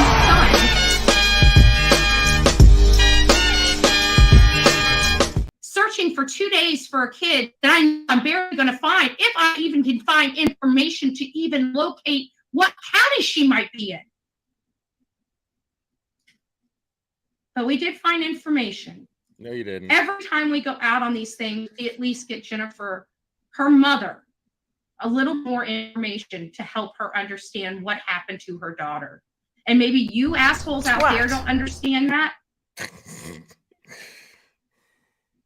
Maybe you just don't. Maybe you don't care. Maybe it's all about, I hate Betty at all costs. Bash your own people when they come back to tell you the truth. Because you don't get what you want when I'm on here. You want me to be all sweet and kind. You didn't earn it. You've done nothing but bash me. Why do you get to see the joy that I produce? Why do you get to see the good that I can do? Why do I have to prove anything to any of you animals out there? People to prove to are the people that show up and want to actually help. And so far, there's only one woman that did that, and you guys just made that lady cry.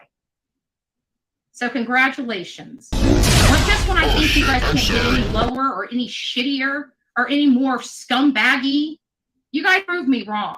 And let me guess, by tomorrow, they're going to have 15 videos. Did you see what Daddy said? So how did you Pointing like the finger over that there. I want to So ride you that ain't horse looking again sometime.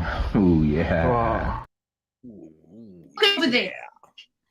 Well, fuck all y'all. Now, I used to worry about what I said on here. I had a person that was my friend that was, he's all about his reputation and shit like that, right? Well, yeah, that is over. That friendship is over, and I really don't care. You guys can kiss my ass the whole shit again. Now, I'm gonna take a wild guess as to who she's talking about. Okay, I'm gonna take a wild guess, and I'm gonna say that it's JLR.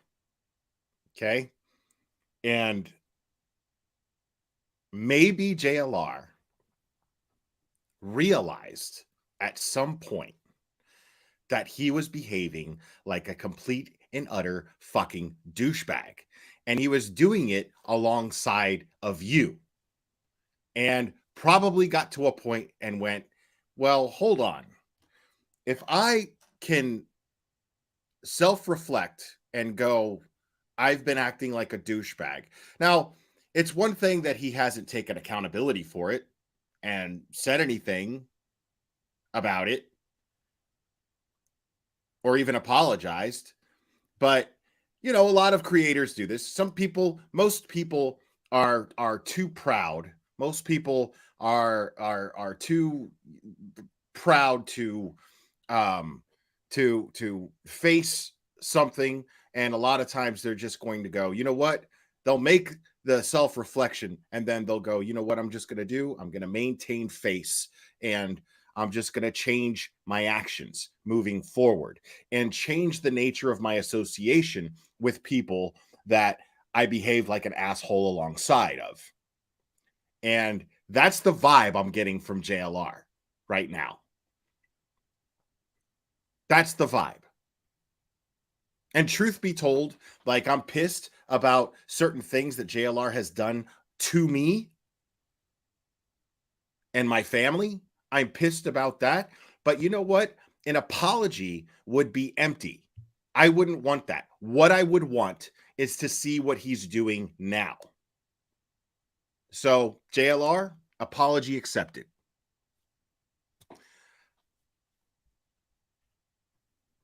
Yeah, I don't give a rat's ass. I'm done. I got ties with just about every single person. Literally every single person. Ties. The only person I'm about to start working with and even confiding is Olivia. She is the only person that has been here, stuck by. And it's just a matter of time. Mark my words, folks. It is just a matter of time before Olivia realizes that Betty is a bad look. It's just a matter of time. Mark my words. Before Betty does exactly what JLR has done and gone, you know what? This is fucking crazy. This is bullshit. Like, my channel's growing. I'm trying to, like, do shit the right way. And I'm done. Like, I you know, and she treats Olivia like shit. She absolutely treats Olivia like absolute shit. And it doesn't even realize it. Like, realizes it for a second, then justifies it, and then forgets about it and acts like she doesn't treat her like shit, convinces herself that she doesn't.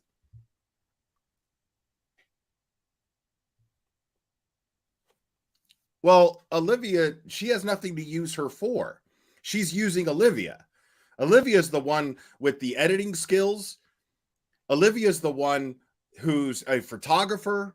Olivia's the one with all of the TikTok followers. I mean, if anybody's using anybody, it's Betty using Olivia. It just is. So it's not. Wow, we haven't gotten to the good part yet, really? Okay. Yeah, Olivia has nothing to gain by going on these ridiculous trips with Betty. She has something to gain by going on the trips, just not with Betty. She has nothing to gain by her association with Betty. None. And it's just a matter of time before Olivia realizes it. Lawyer Mystery Maven, exactly. The funniest thing is when the tripod got broken in Idaho. She's like, Olivia's just like, what happened to my tripod? Like, it was so funny. Like, I went over this. Those of you guys who don't know the story, like, Betty was like, of course, like, she was sifting through the trunk of her car. She was pissed off. She was like, it's cold. She was just complaining about everything. Then she, like, slams her trunk, like, and Olivia's shit is all in my way, and slamming the trunk. All of this is Olivia's shit, right? And she slams the trunk, and then, like, a minute later, Olivia's like, comes back because she went to the car, and she's like, my tripod's broken. I don't know what happened to my tripod. How did my tripod get broken? and Betty's like, I don't know. Whatever. Let's just keep going. It's the funniest shit ever. By me, worked her ass off to help these families and to help them well. And every fucking time We go out to help. We have these stupid idiots, these animals that think they know something, that think they know me. You don't know me. I don't know how you want me to explain that to you. How nice would you like me to tell you you don't know me? That you like me. Why would you want me to come? You want me to come? Oh, would you please be my friend? Please be my friend. You don't deserve that. No. You want my time and attention? You earn it, bitch. You earn it. I've got footage of somebody who is dying to be Betty's friend. And it's rare footage, but I'm retarded?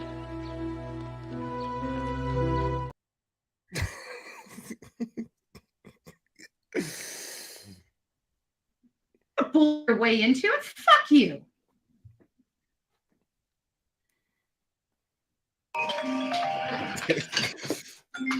Blankscreen kills me. All right, Mom. Because you gave birth to me, I'm going to let you speak. But you're gonna Happy birthday. Our happy birthday, Mom. Oh my God. No offense, but you are a stupid asshole. Mom, how are you?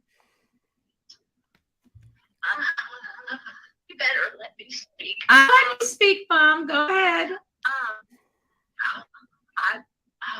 A couple of your mods know who I am on TikTok and YouTube, and I fried some taters today and yesterday. Burnt some grits. But Actually, you keep talking for a second. I'm gonna go. I gotta just keep talking for a second. okay.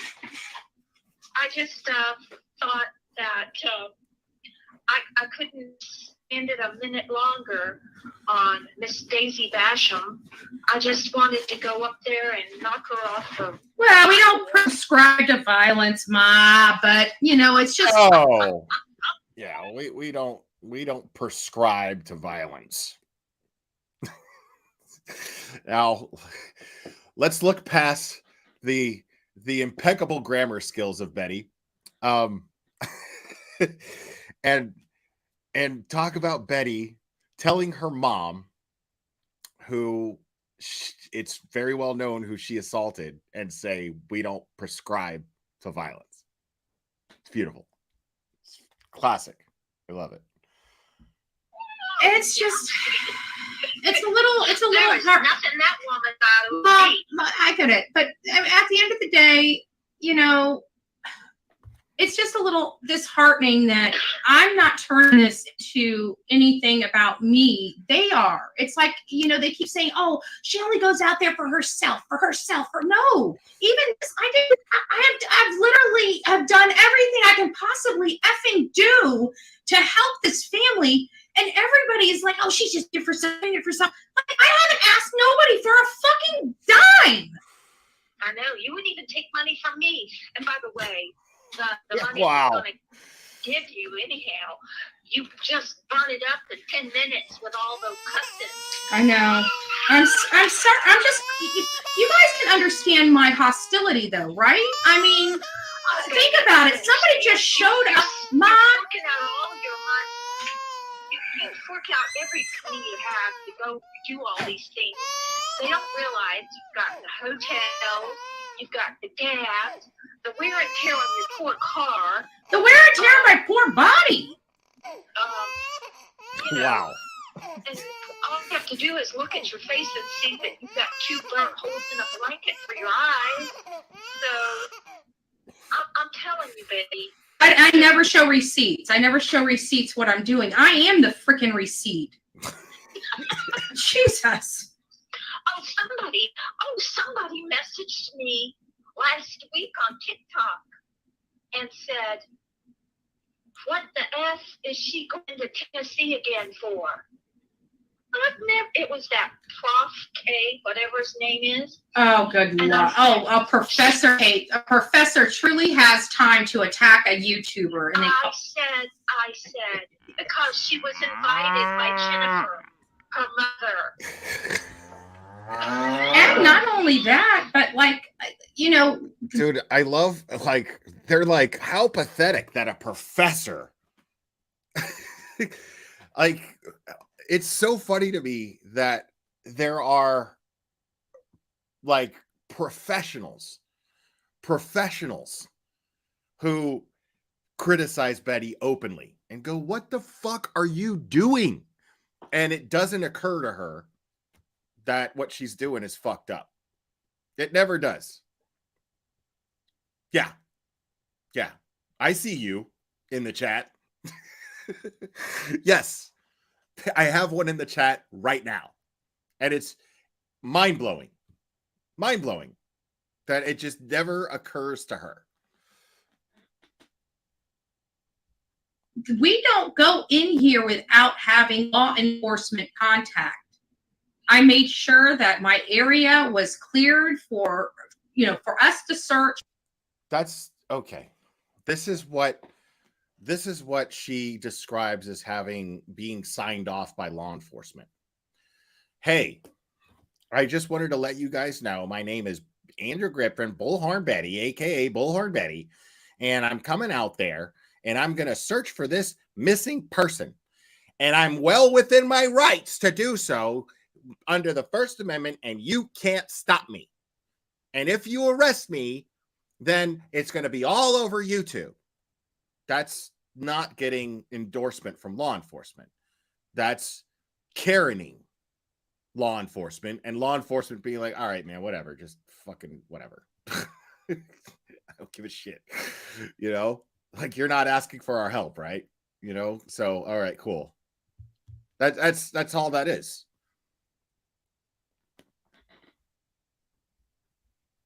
There were certain areas we were allowed to go in. I did not go in them, and it's because they have not had a chance to search yet. So we did everything again above board, but yet nothing is ever good enough for these heathens. Heathens. Well, that's what they are, heathens. Because I told Miss Basham the other night. Were you talking to these people? She was talking about Jennifer being a liar and this and that. And I said, oh, ma'am, you need a mirror so you can take a long look at yourself. Yeah, well, at least I go out there and investigate before I call people liars. She investigates. Well, you need to ignore it just like I do. I tell you all the time, turn it off. She investigates, y'all. No, I'm a mother. You are you. It's you. But I'm your mother. Nothing anybody says that doesn't. She's definitely her. My crawl, because and by telling people that, all they're going to do is exploit it. I know how first class we are. Oh, hush, puppy. Thank you. God bless you. $1,400. It's ours, Mom. Calm down. It's ours. Oh my God. Thank you. God bless you. Like, this is so telling. Thank you. This is so fucking telling. No, Grandma Betty, or whatever the fuck you go by. That's Czar. I don't even know what country that's from, but that's not $1,400. It's probably like 20. I don't know. But it's not $1,400. She's like, oh my God, did you just get $1,400? It's $74. Thank you, Lisa Oldhams. $74 from South Africa. Thank you, guys. It's not $1,400. Thank you. And she says, this bullying must stop. You are working for the good. We see you to hell with them. Happy birthday. Oh, I love you, Hush Puppy. Hush Puppy has been around for. Oh my God. Hush Puppy has been around for quite some time. And she always pops her head in. As I was starting to say, this is extremely telling.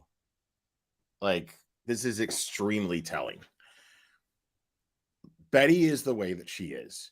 And the person on the phone that she's with is absolutely at fault. Absolutely at fault. Because this is someone who clearly is just as oblivious as she is and encourages her, constantly encourages her. Now, is she a loving mother? Absolutely. Sounds great. But, dude, a good parent will at some point go, listen, what you're doing is fucking unhealthy. When the fuck are you going to grow up? Like, I listen, you're a grown up. You're free to do whatever the fuck you want to do, but I'm not going to sit here and sign off on it. Like, at some point, you got to realize that what you're doing is playing pretend and grifting money off of people in order to be able to play pretend. And I can't get behind you on that. Call me when you got a job, or call me when you're actually doing something that's productive. But you left the nest, and I just can't get behind this. That would be for her own good. But this is the epitome of enabling. The epitome. Now, I think she's a sweet lady. Not going to say anything negative about her character, but what she's doing is destructive to her own child. Like, my mom would be like, if I sat here and complained about people saying negative things about me on the internet, my mom would be like, well, honey, you know I love you, and I know how upset you can get, but I'd be remiss if I didn't tell you or ask you, have you looked at yourself and looked at your own behavior and examined it and asked yourself if the things that people are accusing you of are in any way accurate? And if they are, well, it's on you. That's what my mom would do. I mean, and that's not even tough love. That's not even tough love. Tough love is sitting me down and going, listen, you're a grown man, quit fucking crying and get your shit together because you're acting like a pussy. And sometimes you need that. Take a look in the fucking mirror. I'm your mother, but I stopped changing your diaper fucking decades ago. That's not tough love. I mean, that's not even, that's destructive to her own daughter. Because if she's the person that Betty confides in for validation, okay, then she would be able to say, hey, listen, I'd love to validate what's going on here, but you're damaging people's lives and you're not paying attention to that. I mean, I know that you think that your intentions are good, but you're not paying attention to the damage that it's causing. Because if so many people are talking bad about you, then so many people can't be 100% wrong. That's what any parent would do. Any loving parent would absolutely do that. Because when you part of being a parent, and one of the most important parts of being a parent, is preparing your child for independence. Preparing them for a fucked up world. And the best way to live in a fucked up world is to manage your immediate environment by not being an asshole. Simple. Like, any parent understands this, because when you manage your immediate environment by not being an asshole, then what happens is the world is a little easier for you. Because you get what you give. That's how the world works. 99% of the time, you get what you give. That is the reality of this shitty, fucked up world. And she's sitting here this whole time going, I don't understand. You know, I give and I give and I give and I get nothing but hate back. Because you're not actually giving anything good. You're not contributing anything good. You're just complaining. It's all you're doing is just complaining. You want to be recognized for faking doing something, and you want praise for it.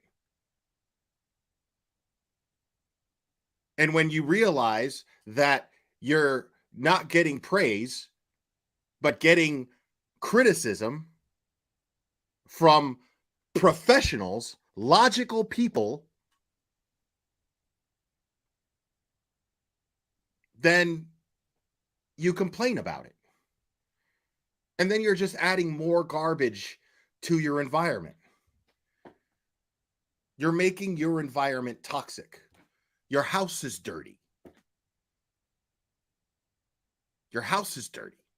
And nobody wants to smell the cat piss and cat shit that you got all over the house.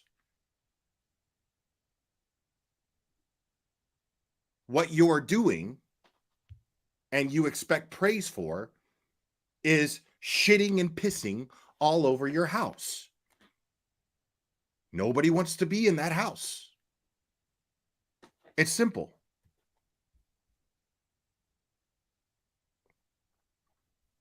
And I know she always keeps her eyeballs everywhere. She watches everybody. She always pops in here, and God bless you for that.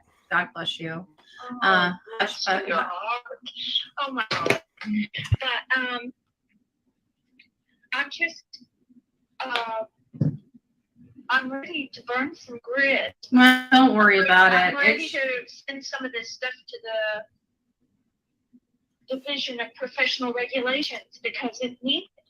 There's nothing. There's not a whole lot that. All right. So I just made the realization that Betty is Karen Jr. She is offspring Karen, because I'm listening to Mom be a Karen, and the Karen of all Karens is going, no, Mom. I'm ready to report this to the division of blah, blah, blah, blah, blah. That can be done at any more than what I'm doing right now. I mean, it's just what it is. So calm down. No need. And I also prescribe, like, I don't like people. I don't know what the Division of Professional Regulations is, if I'm being honest. I don't know. But by its title, I'm assuming it would be a moot point because she's not a professional of any kind. So they wouldn't be able to help her. And B, they deal with a lot of Karens. I would just imagine that they do. I would just imagine that they do. The Division of Professional Regulations. I've never even heard of that. I mean, maybe because I'm not a professional of any kind either. But I mean, I don't imagine, I don't imagine them doing much but listening to complaints. The Division of Professional Regulations. I mean, what? Like, what do they do? I mean, I don't even really want to know, but it's fucking dumb. Coming over here to talk shit. I prefer our people not over there talking shit, you know? Just let everybody just be. If they have something to say on their channel, that's their channels. Let them do it. I don't want it over here, personally. I don't want it over here. So. No, we're talking this easy, y'all, not Bash. Yeah. Oh, Crazy Daisy. That lady. She's. Oh, the cow lady. Yeah. Well, you know what? She's found a little niche market of being able to. I admit the cow lady is being a fucking asshole. Like the way that she treated Brandy Neal, the mother of Michael Monkey Vaughn, who is missing and has been missing for 2 years. The way that she treated her was disgusting. And then she doubled down.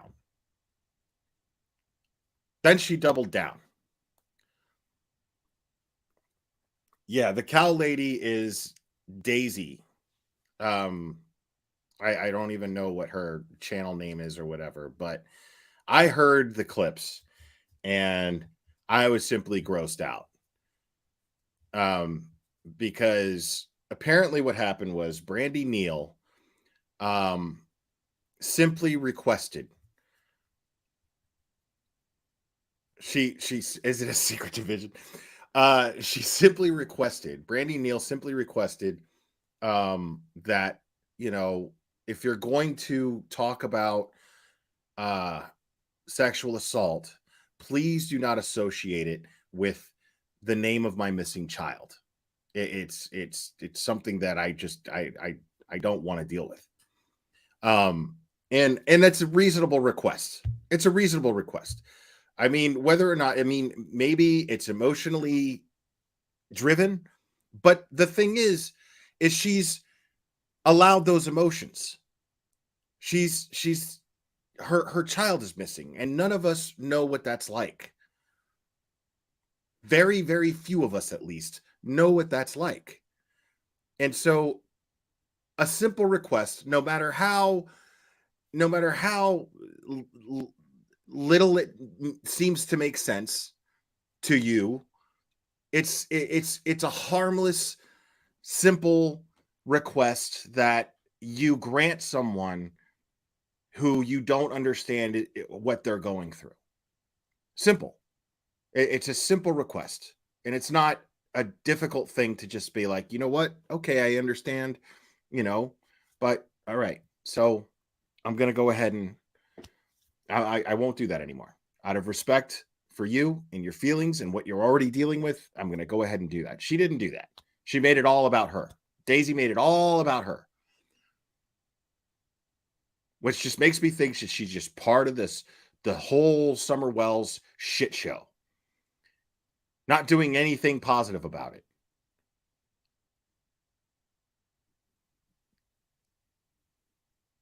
Like, Summer Wells' name,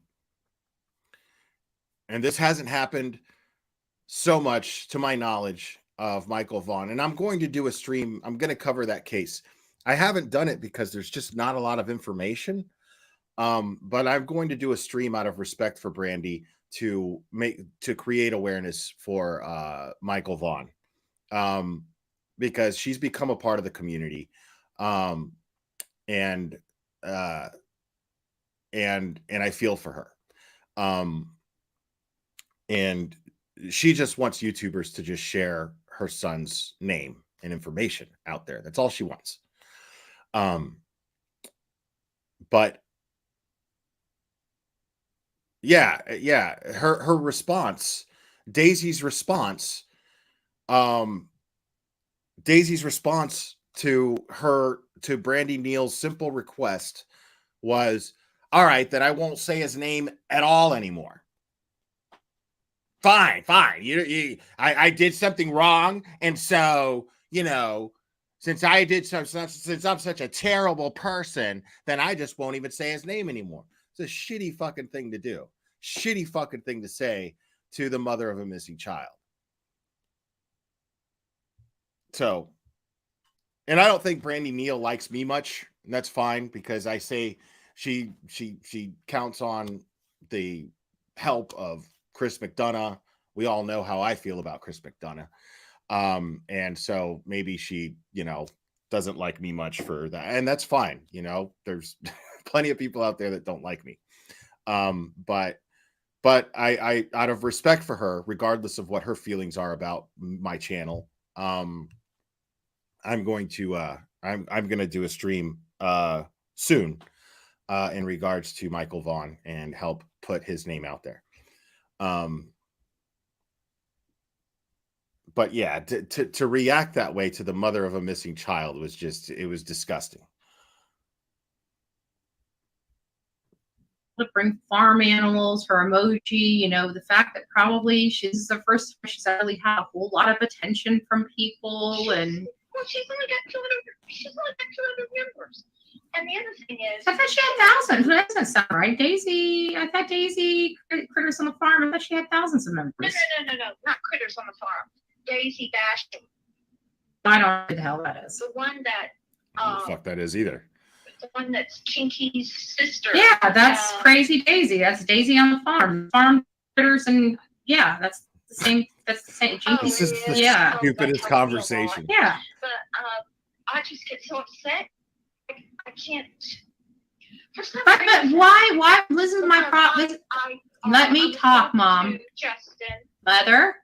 Let me talk. How are you going to shut your mouth? Why do you allow some people that absolutely do not know me, do not know you, do not know our family, do not know our friends, do not know how we live our life? Why would you ever even acknowledge their opinion of something they clearly have no clue about? You're arguing with an idiot, and arguing with idiots make you look like a freaking idiot. They don't even know it. They haven't even realized they have no clue what they're talking about. They still haven't caught on it. They still believe everything that comes out of their mouth. It's infuriating. Like, this is so telling. This is so fucking telling. Like, she's just, I mean, who the fuck talks to their mom like that?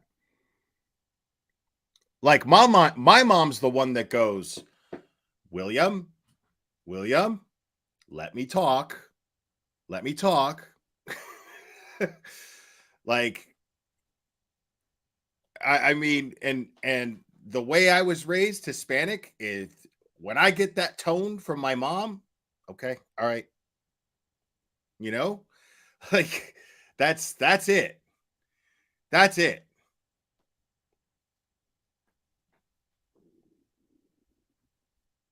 Like, if any of you grew up in a Hispanic household, that tone happens, you know to shut the fuck up. Like, because you don't want it to escalate from there. Guaranteed. You do not want it to escalate from there. It's infuriating for me too. I've stepped up to Justin's, I've been a sub of Justin's for over a year. Mhm. And then his clutch them pearls. Clutch them pearls. I stepped up 6 months ago. And oh, Justin is Daisy Basham. He's hilarious. Oh, one of his characters then. The other day, and people were looking at him. He didn't have his wig on, but he had dreads. He had his fan around his neck. He had all of his makeup on, and I'm going, oh my God. Exactly, Evil Queen. Exactly. Because what you don't want is either a zapatazo or a chancletazo. Either one. Zapatazo, man, that's way worse. Because if you pissed mom off the minute she walked in from work and hasn't taken off those high heels, ooh, yeah. Mom or grandma, you do not want the zapatazo. Like,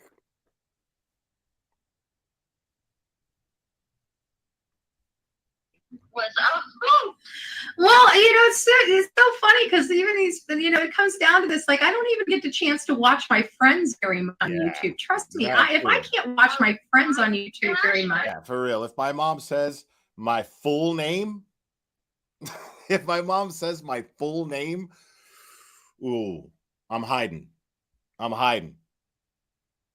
Like, my mom says my full name, I'm already.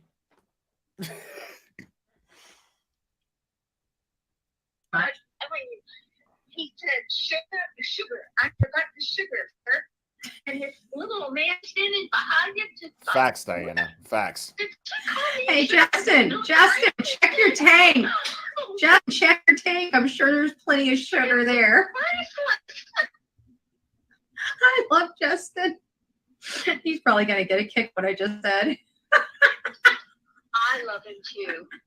He is gutsy, I tell you. But dude, I have all respect. I can't even review Justin for All, dude. Like, I can't even do it. He is excruciatingly boring. Like, I can't even do it. So what? This person went missing. Hold on, let me find. Hold on. This person went missing.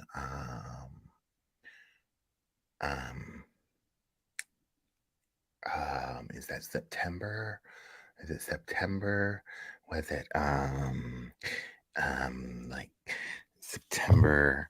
Is it the 14th when they were missing, or was it the 14th when they were reported missing? I don't know. Hold on, let me look. If dude, I can't do anything with that. I can't do shit with that. In the world for him, because he devotes putting people out there so we can see their stupidity, and I appreciate it so much. I know, but even all these, there's just like, that's why I just can't. It just, I think it consumes so much time to hate other people. I mean, just think of how much useful that time could be on other things, like designing a flyer for a missing kid, posting something about a missing kid. Actually, if you know of a missing kid sighting, going out there and looking for yourself, or asking some questions, trying to direct people over to law enforcement, help with tips, something, anything. Like they're putting so much time and energy on hating. Where's the freaking love? Like, I don't get it. I won't. And who I am and who I am on YouTube. I mean, what you see is what you get. This would have been what Bash would have gotten if she told me she was Bash. I've been like, I'm not here for the bullshit.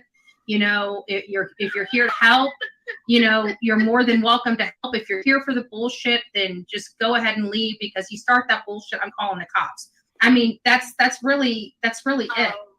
So much like your grandmother. But you know what I'm saying? And that's really how the conversation would have gone. I wouldn't have went to a shit show unless she started arguing with me, because you don't argue with me. She taught us. Daddy's favorite saying was, be true to yourself. And I'm sure you heard him say this. Be true to yourself. Stay true to your convictions, and know you got to go with God's grace. Now, that was your grandfather's saying. I mean, and your grandmother. That's actually great advice. The problem is, what if you're completely self-unaware and you have strong convictions about delusions? Because I wonder if Grandpa Bullhorn at any point was like, now be true to yourself, be true to your convictions, and go with God's grace. Okay, but make sure that you're looking in the mirror once in a while and asking yourself if you're being true to yourself. Focus on being true to yourself. Like, because by not being aware of how your actions affect other people, you're not being true to yourself at all. Just because you're tooting your own horn, just because you're stroking yourself and patting yourself on the back on a constant basis while you do nefarious, fucked up shit. Okay? That's not being true to yourself at all.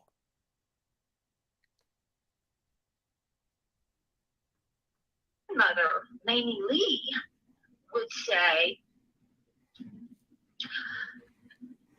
you can kiss my ass. And she was a preacher's wife. And she would call people a jughead. She would tell them, where I got that saying, get your hat in your hand and don't let the door hit you on the ass on the way out. That's what my mother would say. Mm-hmm. So there were certain people she tolerated. But she could only tolerate them to a limit. And there's one thing your grandmother could not stand was two-face. If you being real nice one way, and then when you turn your back, you're another. That my mother and grandmother did not tolerate. You didn't even sit at their table if you ever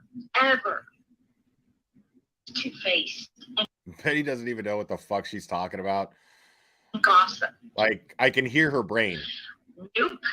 My grandmother was very strict about that. Yeah. And the other thing is, you have the determination of both those women.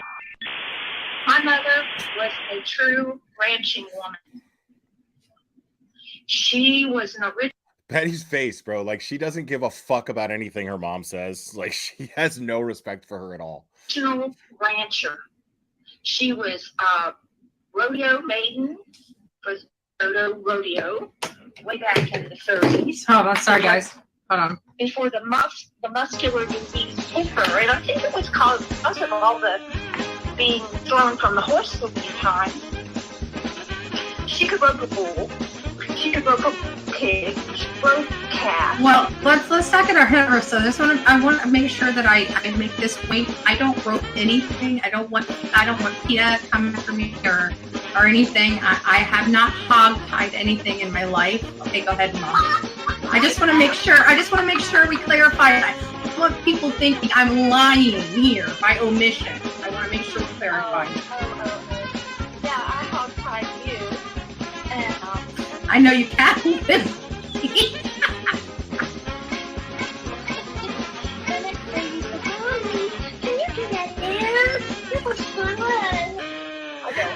It wasn't supposed to be. How far were you away? Like 2 feet or something? But, yeah. I have my baby. I've got 2 husbands that understand what that is. And, well, I guarantee you got at least one daughter that does. Your great-grandfather was a master at making bullwhips. So was your great-grandmother. She told me the arithmetic behind making the perfect bullwhip. And some of these ladies that know how to ride a horse know what I'm talking about. You sit your horse. You seat your horse. In other words, you sit in the saddle straight. You put your arms straight out to the side.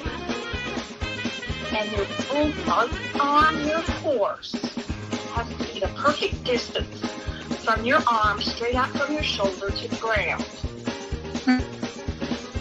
And that's the science behind the bullwhip.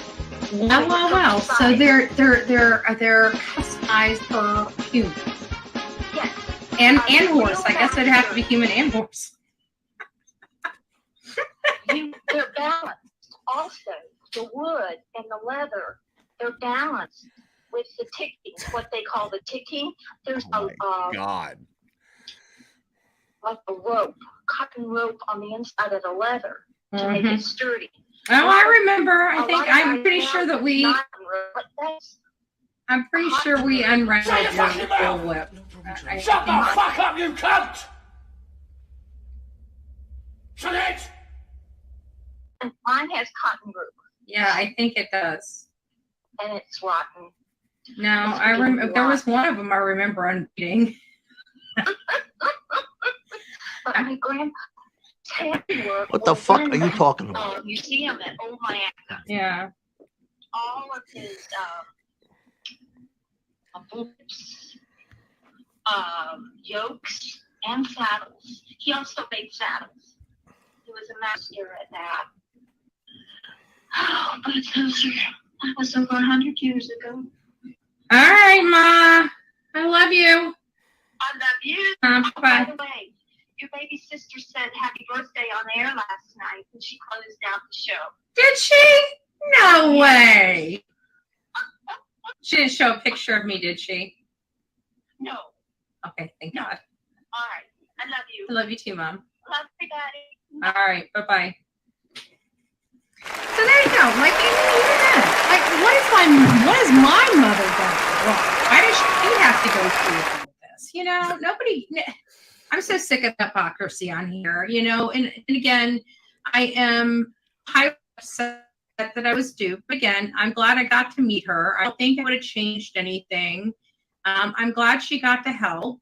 I'm sorry that her friends turned on her for saying one nice thing. Good Lord, you know, just imagine that the only thing that they like about you is you bashing a person, and they call my behavior bad. Like, I mean, I just can't. I really just, I'm almost speechless. I have to be honest with you. I am almost speechless. That's one thing you're not almost. I can't even be mad at Bash. Like, I feel so bad for her. I don't know. I don't know. Bash, if that's what you got to do is keep hating. You don't have any reason to be mad at her at all. Like, what do you mean? Of course you can't be mad at her. She didn't do anything. Well, he can't outsmart me because I'm a moron. On me, just keep roll. I mean, sorry. I did not know who you were. I asked. Things would have been a little bit different had you told me the truth. I wouldn't have embarrassed you at people, but we would have had a conversation over to the side. Gay!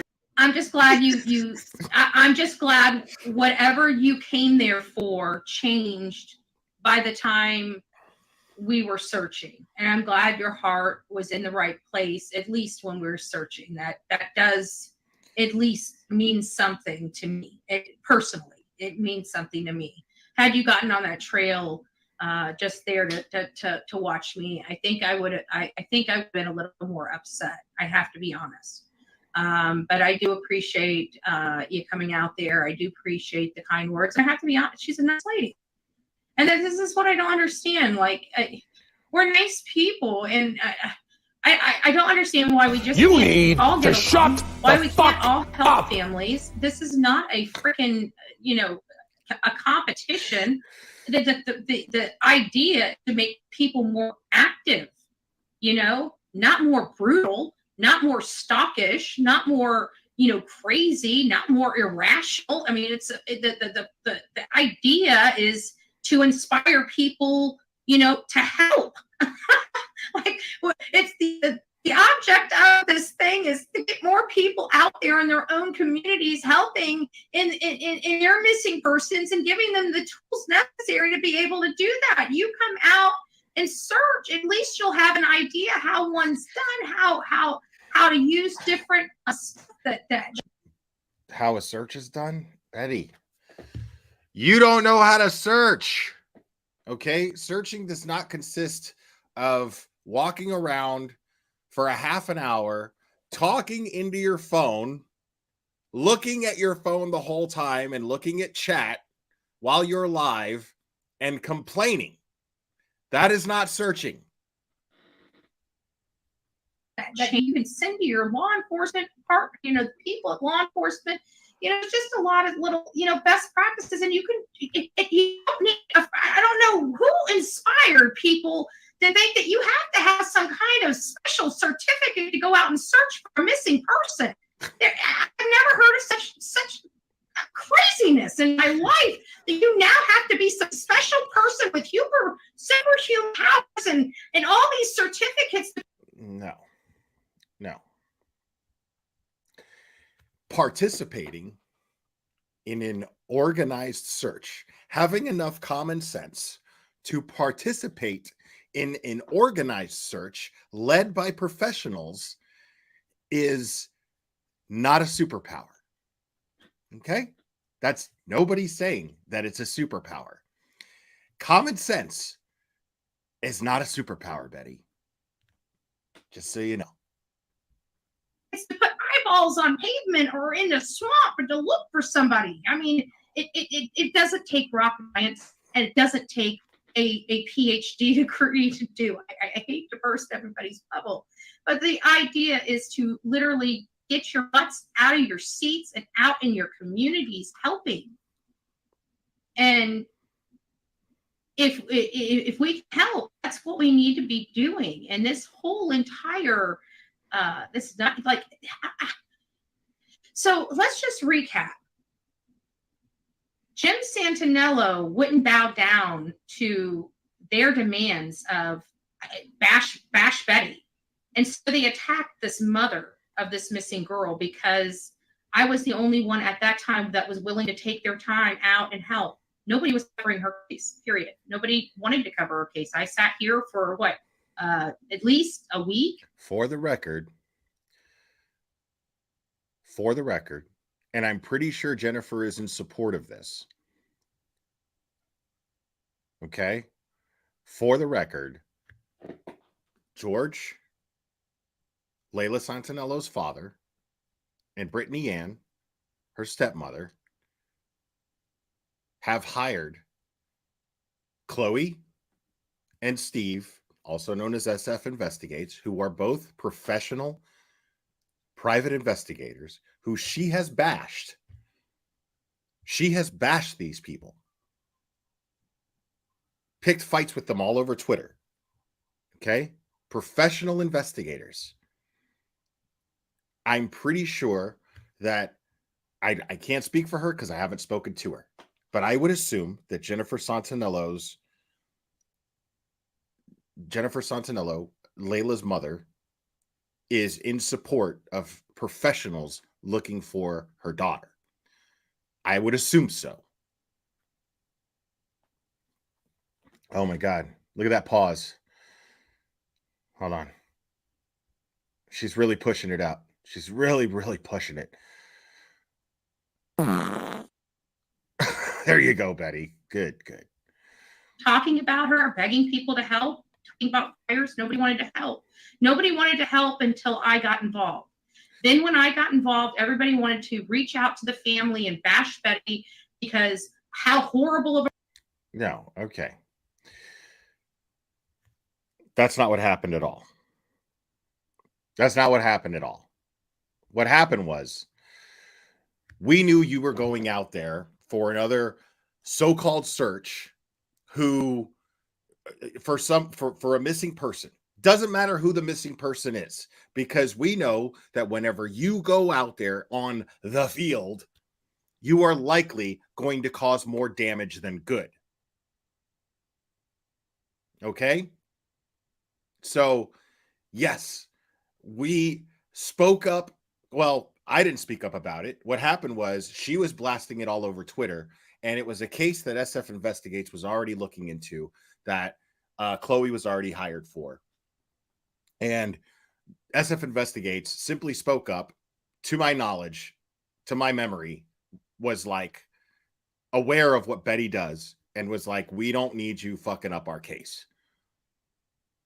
So he spoke up, and that's what happened. As far as I know. That's not verbatim, but reading the tweets, I was like, yeah, I mean, that's what he should have done. That's exactly what any professional investigator should do. Like, you don't understand. We're professionals and we're on this and we're trying to find somebody. And we don't need you going around knocking on people's doors, talking to people without any experience to actually talk to people, because we need people to talk. And we're trained in doing that. Because you're talking about a case where there's an element of drugs that is at play here. And people who may know something, some of these people are engaged in drug use. That means they're afraid to talk to anybody that even resembles a cop. And they're afraid of being incriminated in anything. And you really have to use kids' gloves and be a professional and know how to talk to people in these predicaments. You have to know how to do that. You can't just go around there loud as shit, being known for yelling in front of people's houses with a bullhorn and expect these people to give you information on a missing person. So that's why SF Investigates was worried about that. And I don't blame him. That's exactly what he should have done, is nip that situation in the bud so that when they go out there, when Chloe and he go out there and start asking questions, these people feel comfortable talking to them. And it takes care. It takes training and care to be able to do that and get the best results. But she doesn't know anything about that because she thinks that she's a professional. Of a person and how I'm going to be scamming this family and all of these lies. I didn't perpetrate those lies. Those lies perpetrated upon me. And people want to know why I come here and I'm brash, why I'm not bubbly like I am when you meet me in person. Because I'm tired of the crap when I come on here. I just can't. I seriously just Patty. can't with these Jesus. people. I can't anymore, guys. I'm so sorry. I just can't. So now you guys know why I hate getting any kind of stuff sent to me. When people are bashing me, let them bash me. I seriously don't care. These people seriously don't know me. And literally, even the person that says, I can't lie to a fault. I have to be honest. Well, I can tell some of the stuff you said about me, and I can tell you that it's not true. So if you're peddling that, then you are lying. And therefore, when you say, I can't lie, have you, the first time anybody starts telling me I can't lie, I'm like, there's a lie right there. You know it. Everybody knows it. And I'm just sitting there saying, this is about that. The criminal that was caught literally in doing the crime, going into the judge. I'm innocent. Well, we have you on video.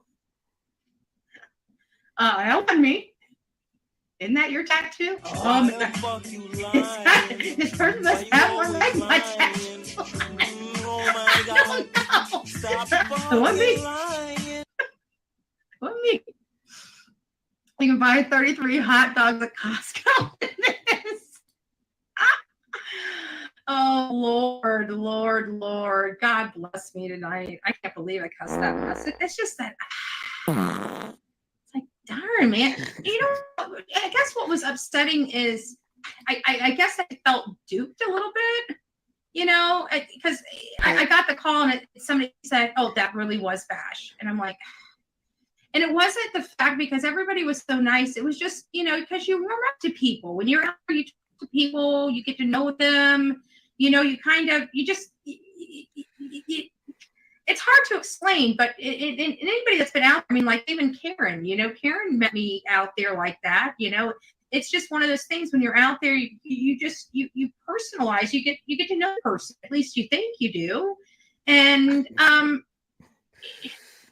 it's just one of those things, especially with females, you know, females have a way of gelling, but usually I, you know, pride myself but that wow. We knew that there was Bash that was coming. We didn't know what Bash looked like. We found this out, I think it was the day before.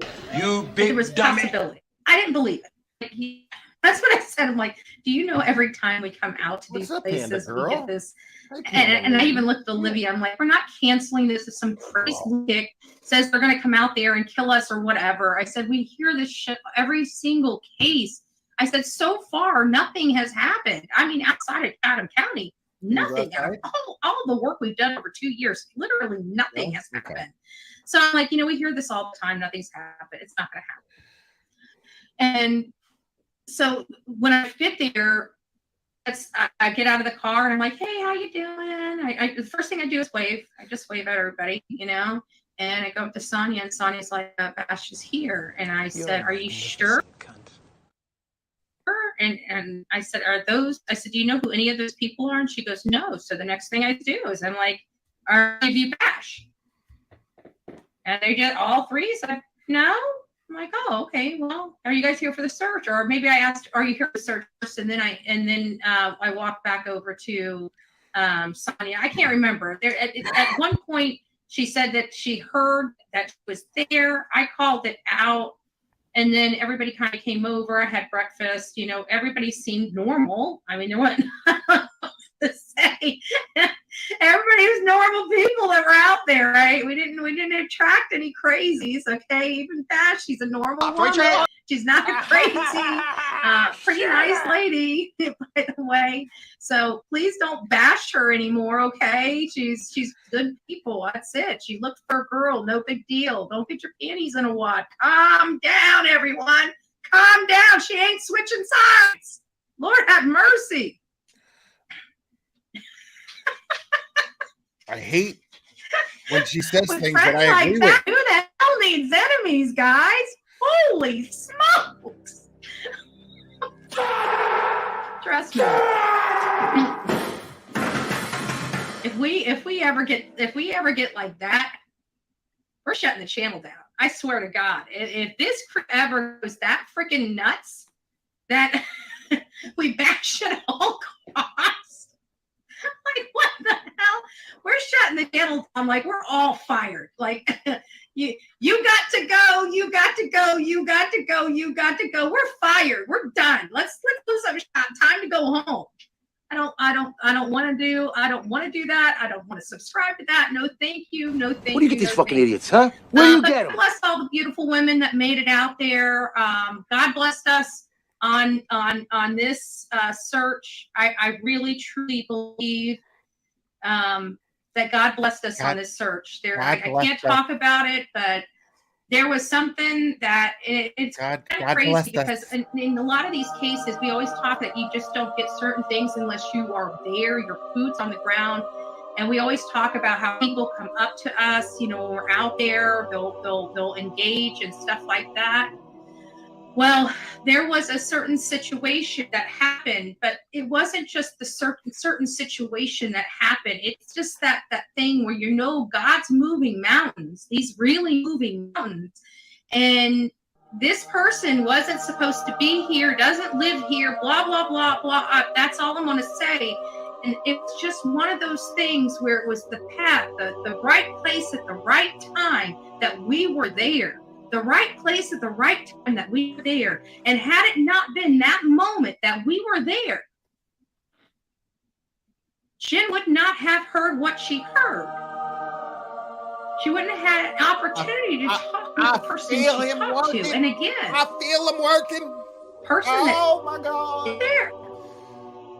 Right place, right time. That moment. I'm gonna. And I gotta tell you, we had just crawled through a freaking forest. So we didn't even know we were going to be there. I just want to put that into perspective. I feel it. So I really truly believe that you got to get out there. And again, this is never to hurt people. This whole channel, I just want to make sure that we're very loud and clear. This channel was never designed to hurt people. It's always been designed to help. We use the funds here to go out there and help more people. What people have a problem with is when I have a problem, when there is an injustice, I get loud. I try to deal with it diplomatically. And when that diplomacy does not work or fails, then I get loud. I fight. I fight with my mouth. I don't fight with my fists. And I do it lawfully. It's called a protest, the most American thing person can do, and that's what they don't like. And they have beat me up, and beat me up over it. I'm not going to change who I am because you pressured me or you intimidated me. And keeping on is not helping because you still haven't broke me. I'm still doing whatever the hell I want to do with my life and my work. So literally no accomplishments. They have no accomplishments for 2 years of attacking me. And then just when I think everything's calmed down, everything's gonna go away, then you have this chick going out there and trying to elicit solicit help to take down my business. For what? Helping people? Oh, God. And you wonder why I'm not so warm, fuzzy, and bubbly when I come on here. Have you ever thought maybe it's your behavior, not mine? You guys know I'm not talking to you. Oh my God, the projection is real with this one. Anyways, guys, I just want to tell you we were back. Yes, and this is another thing. I'm allowed to celebrate my birthday. I said, did you guys see that? What a crock of, I don't even know what to say. From this person, this creator. Their mod being Uncle Eddie. That just smeared every one of my mods.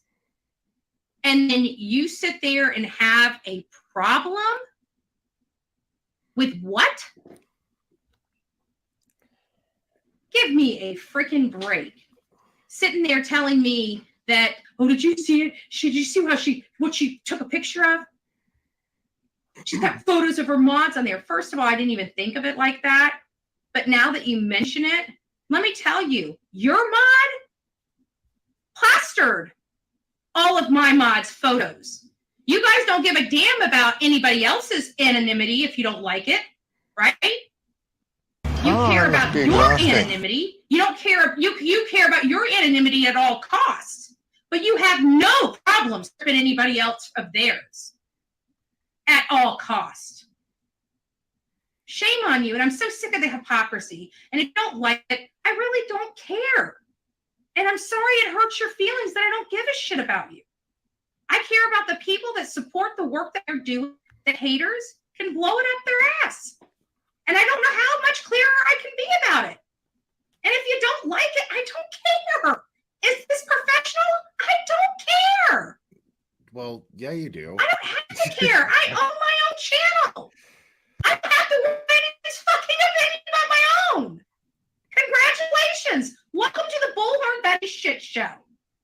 If you don't like it, you can kiss my ass. Have a good day. Good night. No, I should have ended it right there. Should have ended it. Damn, I should have. That was a perfect ending. It's like, boom. Wow. Trace the signal.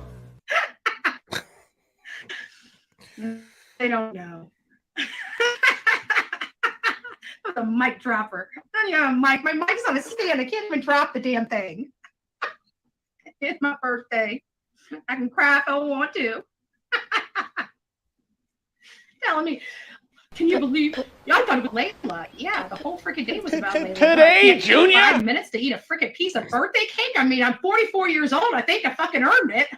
I'm not sure, but I only turned 44 once. Not like I asked to be 44, babe, okay? But it's here, and I got to celebrate. I'm sorry.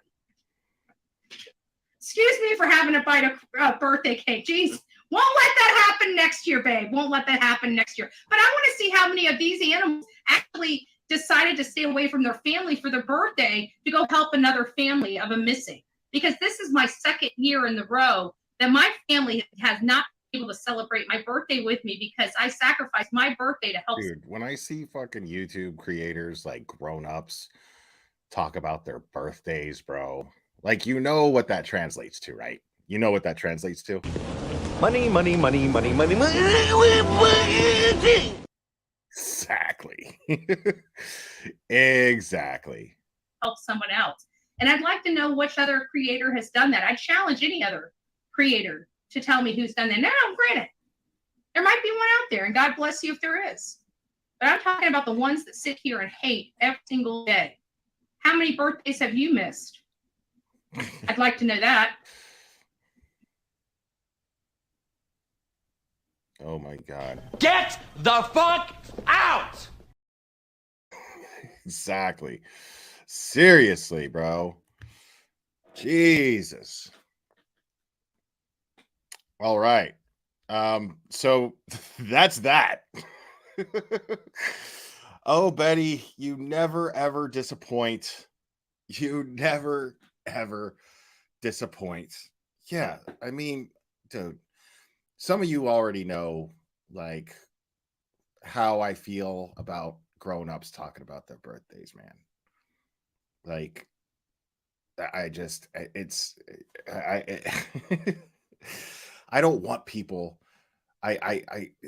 It's so weird and it's awkward when people like feel obligated to wish you a happy birthday. Like, I mean, like I hate birthdays. I think they're so fucking stupid.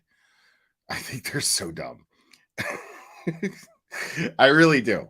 Like, yeah. Congratulations on the one thing you have in common with everyone. On one of two things that you have in common with the entire fucking planet. You were born. Awesome. Good for you. Good for you.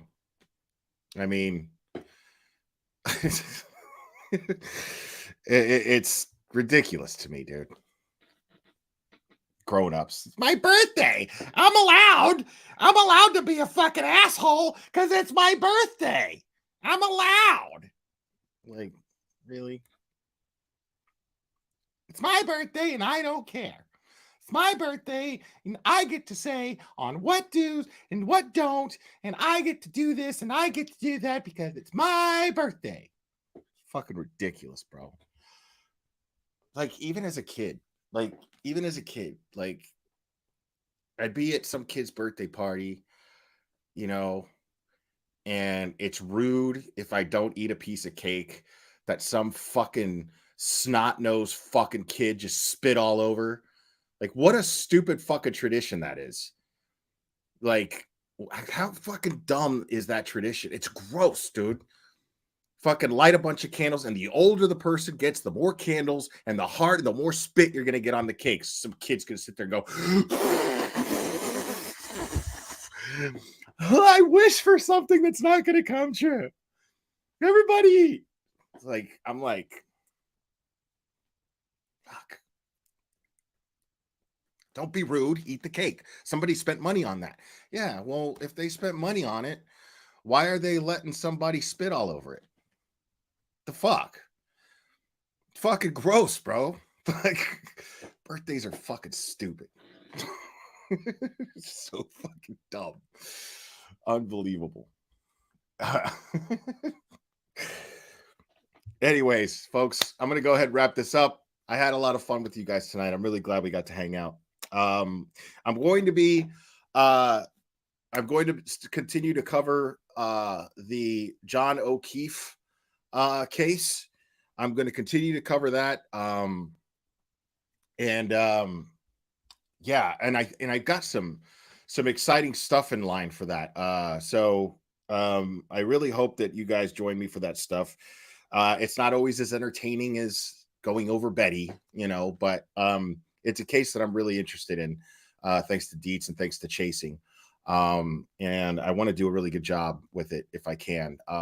And it takes a lot of research, and there's a lot to it. So I'm going to really, I'm not the best at covering cases, but I'm going to do the best I can. I'm also going to do a stream at some point soon, in honor of Michael Vaughn, help spread his information. I just haven't done it because there's just not a lot of information, but you know, I also feel bad that I haven't used this platform to spread the little information that there is. So I'm going to try to do that. And then, you know, sometimes we're just going to do hangout streams, man. Just to hang out, watch body cam footage and Betty. And of course, the minute some tragedy pimp fucks up, you know, I'm going to be there. But yeah, I really enjoyed hanging out with you guys tonight. I really needed this. So I'm grateful to you guys. And thanks for all the support. Thanks for all the likes. Thanks for the super chats and all that stuff. I really appreciate you guys. I love you very much. And we will do this again very soon, my friends.